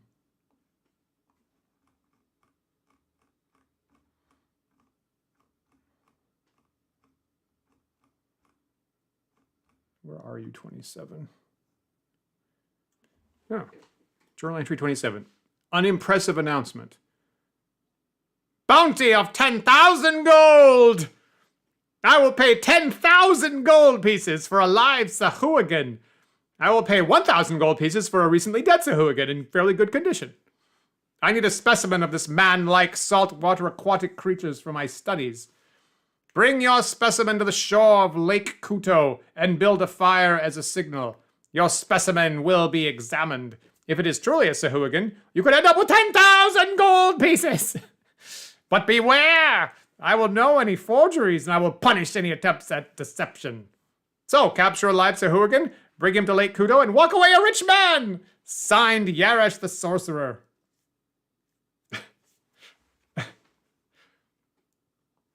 Am I pronouncing that right? As soon as I got into that, I was like, oh god, I've never pronounced Sahuagin out loud. Is that how you guys pronounce it, or do you say something else? Because it could be Sahuagin or Sahuagin? I don't know. Maybe it's a hard H. Sashugan? The Sahuagin is what I'm wondering about. Does that sound like I'm pronouncing that right? I friggin' hate that, of all these D&D words that I've been reading for 50 years, and I'm totally comfortable with them, and then the moment comes where they have to come out of my mouth, and I go, oh god, I've never verbalized this ever. 10,000 gold pieces! Well, I mean, if he actually has 10,000 gold pieces, I should find that. Yeah. So who again? Hard G? So who again? So who again? Sahaugen. Oh, I see that. Yeah. Sahaugen. Oh, yeah. I think I like that. Do I like that? Yeah. Oh my God. A warning to an agent about the dangers in the mountains to the northwest, which is entry 56. Holy smoke. I just get the whole adventurer's journal all at once here.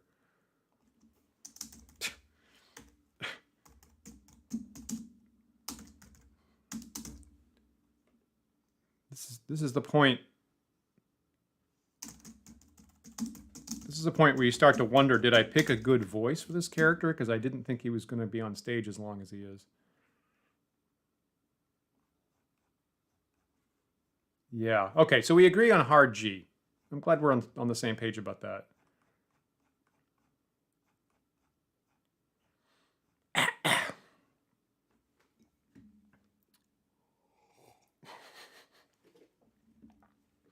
I parked my car in Harvard Yard. Who'd I see? Number 4, Bobby Orr. Journal entry number 56. And Larry Bed. An unsent note written on sturdy parchment. An active dragon has made its home in the dragon-spined mountains to the northwest. Keep search parties away from the area so as not to catch the dragon's attention. We've been told that before, so I guess that double confirms the dragons in the mountains. That seems like good advice. Is there more? He's got a whole library of stuff here. Oh my lord, you gotta get a note to a trapper about kobolds and hobgoblins. Oh, jeez. Add all this stuff to my log.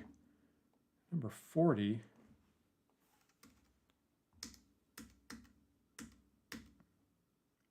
A quick note on an often used piece of paper. Both kobolds and hobgoblins exist in large numbers to the east. Experiments show neither makes good breeding material. The laugh isn't really there. I added that. To the east. Right, so that's where the kobold lair is. That makes sense. All right, that's okay. All right. All my characters need to like rest their eyes from all the reading. Ugh. Thank you, Yarash. Okay, so that's his desk. You know what? I'm going to encamp here just so I don't have to read that stuff again. My character's like, don't make us come back and reread that. Okay, so I'm going into this closet here.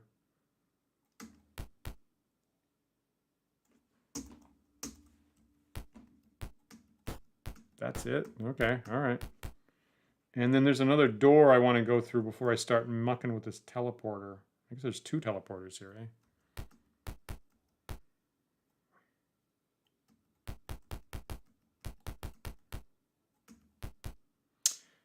You have entered a pumping room. Working as slaves in this room are 3 lizard men with whip cuts across their back who are shackled to the wall by long chains. Well, that doesn't seem good. 2 of them are pouring barrels of the black contaminant into a large vat. The other is working a bellows pump. Well, I mean, I agree. I would have assumed that I would have seen some robes. Like, where are the robes? You just have one. He just cycles it on laundry day. He launders it in the polluted river. He's totally committed, right? That's a wizard that's committed to the polluted river. As on laundry day, I wash my robes in greater amounts of filth in order to make them even filthier than they were before. Yeah,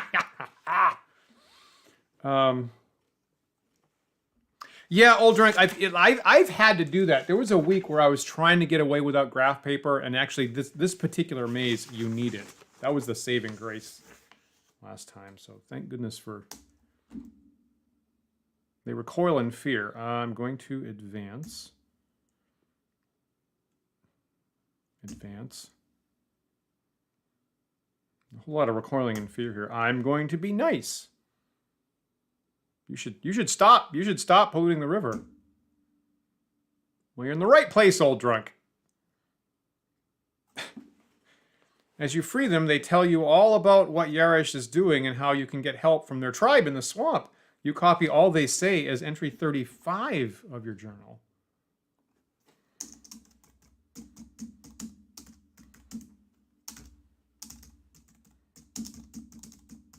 Well, that's cool. You know what I would love? I would love if like one of them joined the party. That would be super nifty. I'm guessing that doesn't happen, but that would be nice. Told in halting speech. Thank you for freeing us. Yarash has been experimenting on our people, changing them in horrible ways. Every night we carry off another lizard man with his chest burst open or his head mangled. Yarash say he make us like Sahagan.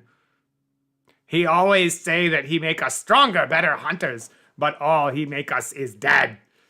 We were not allowed to speak when Yarash was around.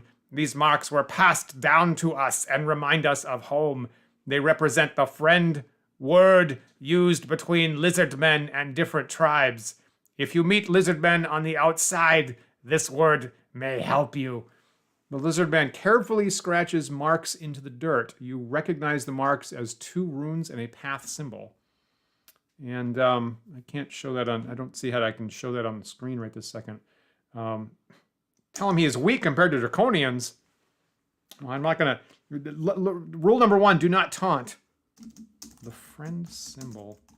How do I record this in text? Okay, so it's sort of like a tilde and then a slanted box.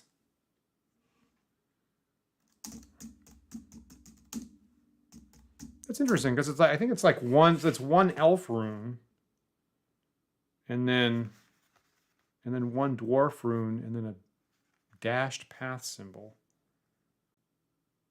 Oh, which would give me a particular code word, wouldn't it?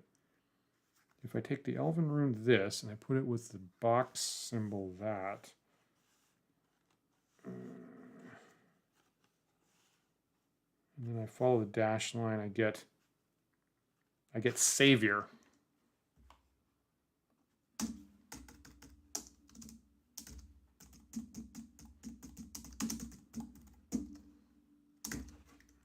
Okay, that's nice.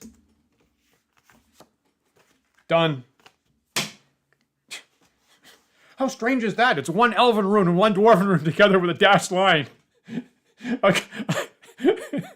Like, how unusual is that? I only see it every single day when I start the stream. Oh, God. Okay.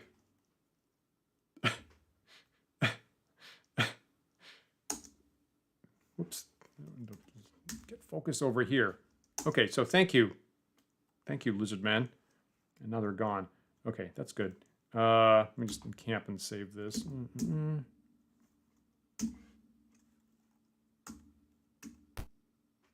And I will point out one of my earbuds actually just ran out of power, so I'm going to have to find a good stopping point at some time.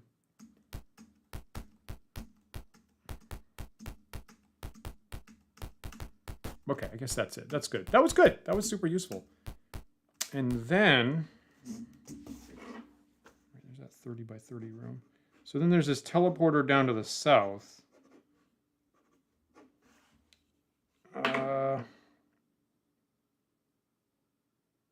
Okay, so I feel like the wizard teleporter seems promising. Is what I'm feeling.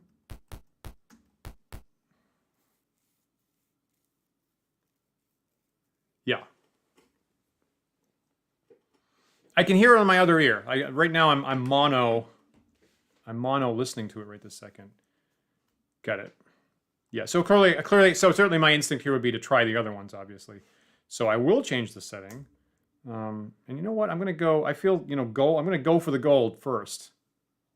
So possibly these are accelerating treasure locations. So I've done that, and then I can move over here. I want to hug the dragon. I was a player in a campaign 2 years ago, and someone found like a potion of love and fed it to a dragon, and she was the player was like really delighted, and like we weren't unhappy about it either. Bam. Isn't this just the same? No, this isn't the same place at all. You are in a storeroom holding a vast collection of magical junk. I'm just kind of wondering where this hooks up.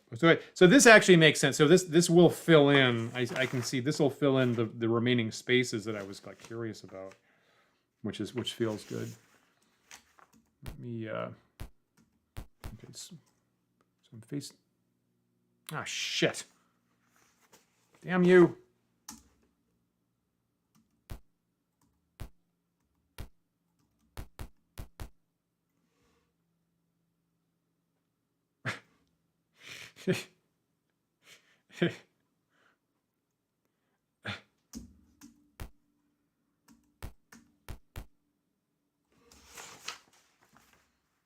I was always intrigued by Dark Sun. I very briefly worked on the 10 network for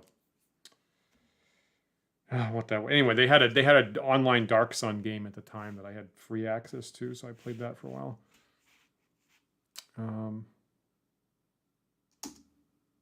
Okay, so I'm facing south.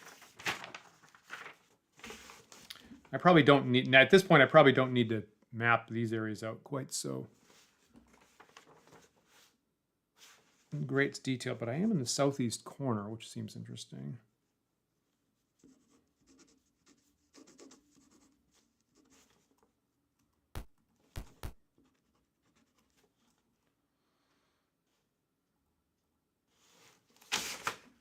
Thank you. 2, 3. Are they going to give me this in every single space? Oh, however, hidden amidst all this junk, you find some treasure. I will take your treasure. That seems good.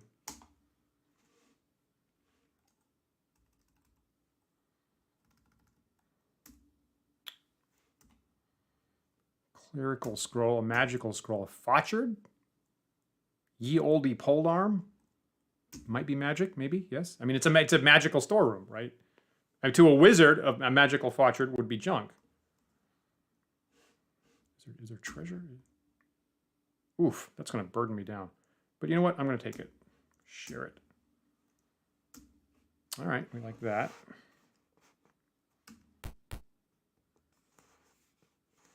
Is there going to be stuff in every space? No, there's not.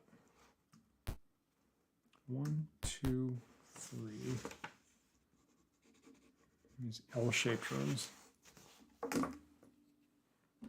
Got it. Okay. So I guess that was... So more or less they're just going to slow me down with this text in every space. I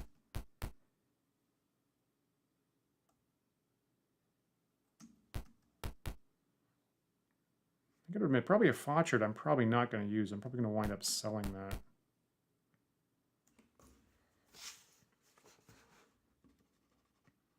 Great. Nifty. Okay, so I'm looting this wizard's lair. Yes. Now I'm going to set it to copper.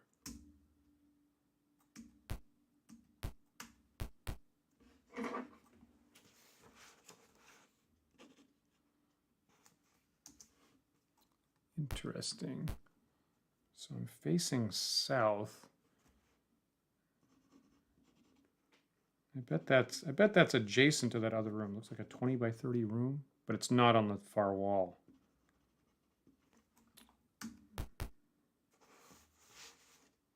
I'll send you this magic polearm for cheap, buddy. Great.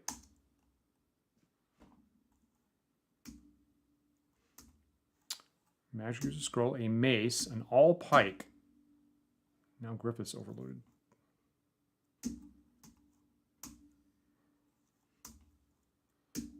Is it going to be a polearm every time? It's going to be 2 interesting things and some money and a polearm.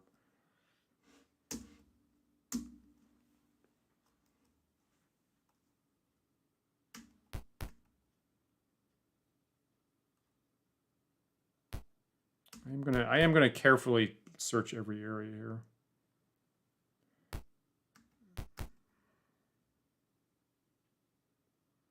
It's kind of interesting how they use this message here to like make me feel like I'm picking my way through a whole bunch of junk. Do they enforce the like you need a whole lot of room around you bit? Probably not.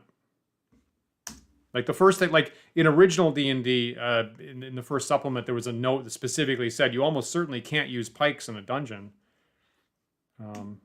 So that always gets stuck in my head.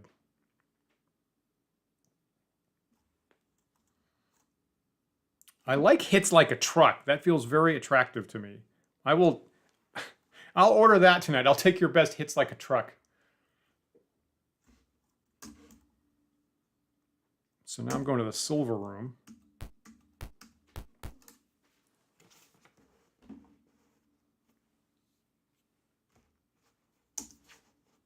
So I'm looking south again. Looks like about 30 by 30. So there's no way to, you know, since these rooms are dead ends, there's no way to know how they hook up with the rest of the stuff. Although maybe you could jigsaw puzzle it together, assuming they're all in one block. Maybe I could jigsaw puzzle that offline.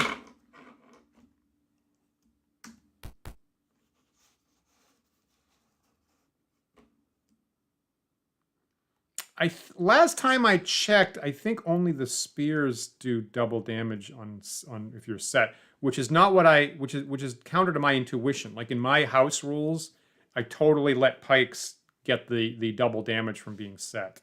But I think if we look in the rules, I think they only give it to spears. As usual, I could be wrong about that.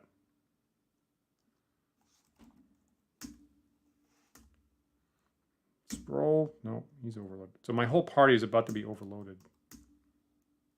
Which is not the worst thing. Take? No. Oh no, is everybody overloaded?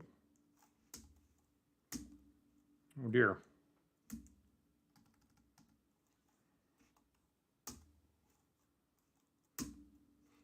Ah, crappity crap. Everybody's overloaded.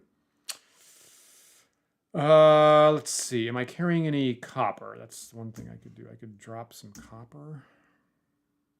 Not very much. Should I start dropping silver?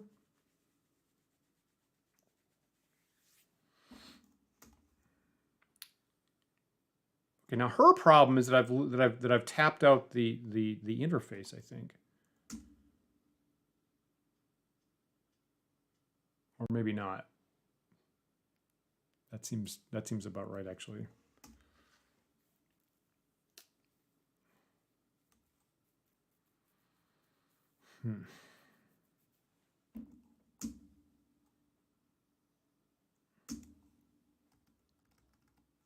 All right, so now this is going to be the most uninteresting bit of all time. So I don't know if you guys have advice on how to get my encumbrance up. So there's okay. So the strength spell is worn off. That's what's hitting me here.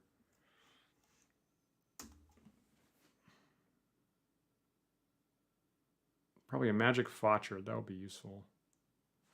A whole bunch of scrolls.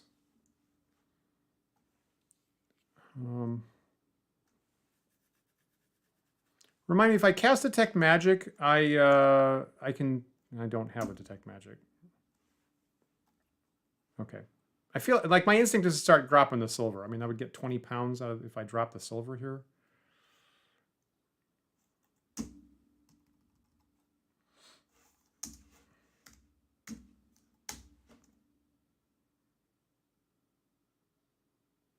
You know, I'm not sure. I'm actually not seeing who would use the bracers. Like I have Rollin carrying around a spare set already, and I never swap him into it. Like I have him in the +4 leather armor. So I actually don't think I would actually use the bracers. If they're only AC 4, just like Nirjarini has already, I'm gonna start dropping silver is what I'm gonna do. Buy the book. That's not very useful. That's not very valuable.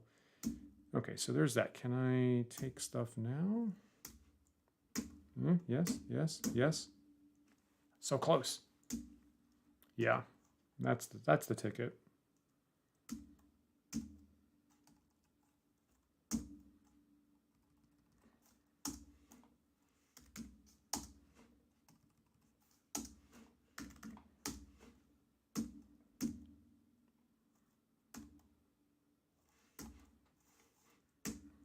All right.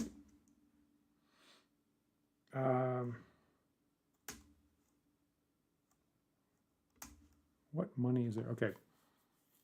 So that's just the stuff that I just dropped.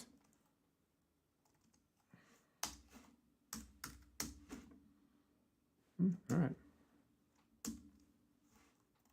No. Well, that's interesting. Maybe I should use that then. Great.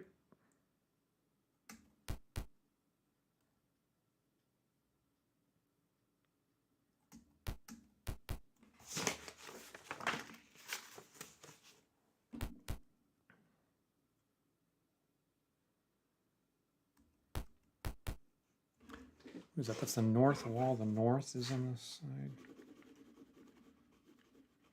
I bet I could totally puzzle that together.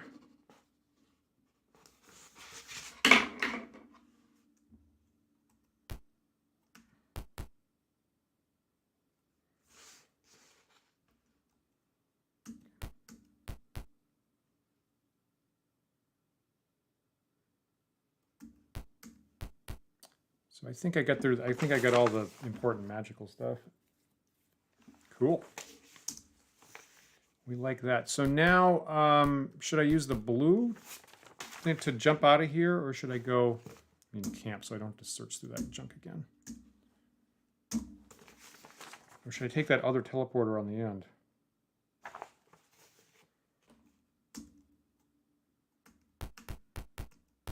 So I'm going to test this.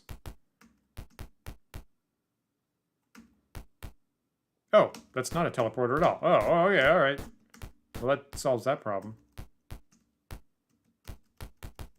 Great. So clearly, right, my goal for tonight was depollute the river. So that was, I believe, successful. And so now I could use the blue setting and get out of here. Fascinating. Yes. Set it black to blue. And that jumps you out. Where does that jump you out? Got it. Got it. Well, I'm glad that amused you. I see these dead end zones, and I assume it's a teleporter in here. So that sends me right back to the entryway. Super, super. That is super convenient. Thank you, Yarash. Awesome. And I'm going to go out the far end is what I'm going to do here.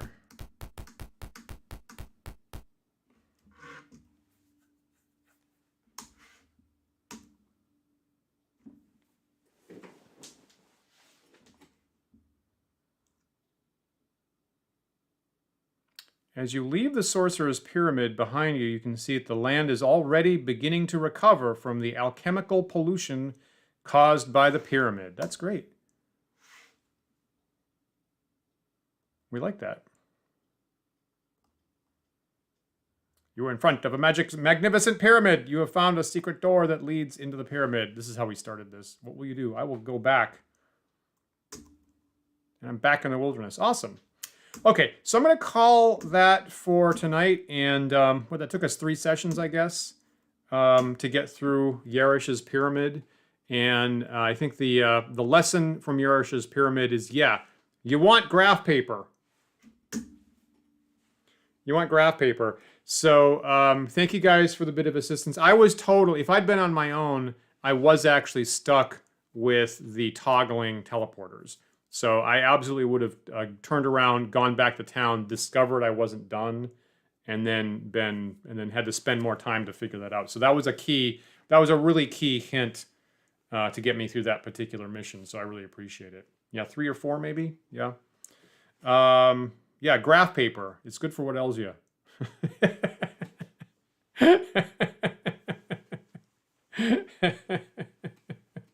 Yeah, you know what? I like that. I mean, it might not be the best. You know, that mazy stuff might not be the very best for a group of people to all be entertained. But you know, that does kind of scratch my brain the right way. probably everybody here at the moment is, more on that end of the spectrum than otherwise. So that's interesting kind of throwback to feel what that kind of exploration was in the early D&D game. And that, that actually kind of feels good in my brain, honestly. Yeah, right. So for a one player entertainment, I'm going to queue up for that. I kind of like that. And thanks for some of the strategy advice on where to save. I'm glad I got through the fight with Yarash the first time. And if he'd gotten a drop on me with initiative, that could have been very bad, obviously, if he dropped a fireball on me. So that went about as well as could possibly be expected. Let me see. What is this? This is Monday. This is the start of the week. This is the start of the week. So, hopefully, Dan and I are not on this Thursday. We will be back Thanksgiving night for more Book of War action next Thursday. And then, tune in this Sunday at 1 p.m. Eastern Time, and Paul and I will have Keith Amon on to talk about his book that's coming out, Defend Your Lair. And, Keith, I really like how Keith writes. Mostly, of course, he has the website, The Monsters Know What They're Doing, which is super, dug into 5th edition rules and 5th edition abilities for all the monsters. And I like this new book he's got, Defend Your Lair, because I feel it's the most that would be useful for old school gamers or people that aren't doing 5th edition games, actually.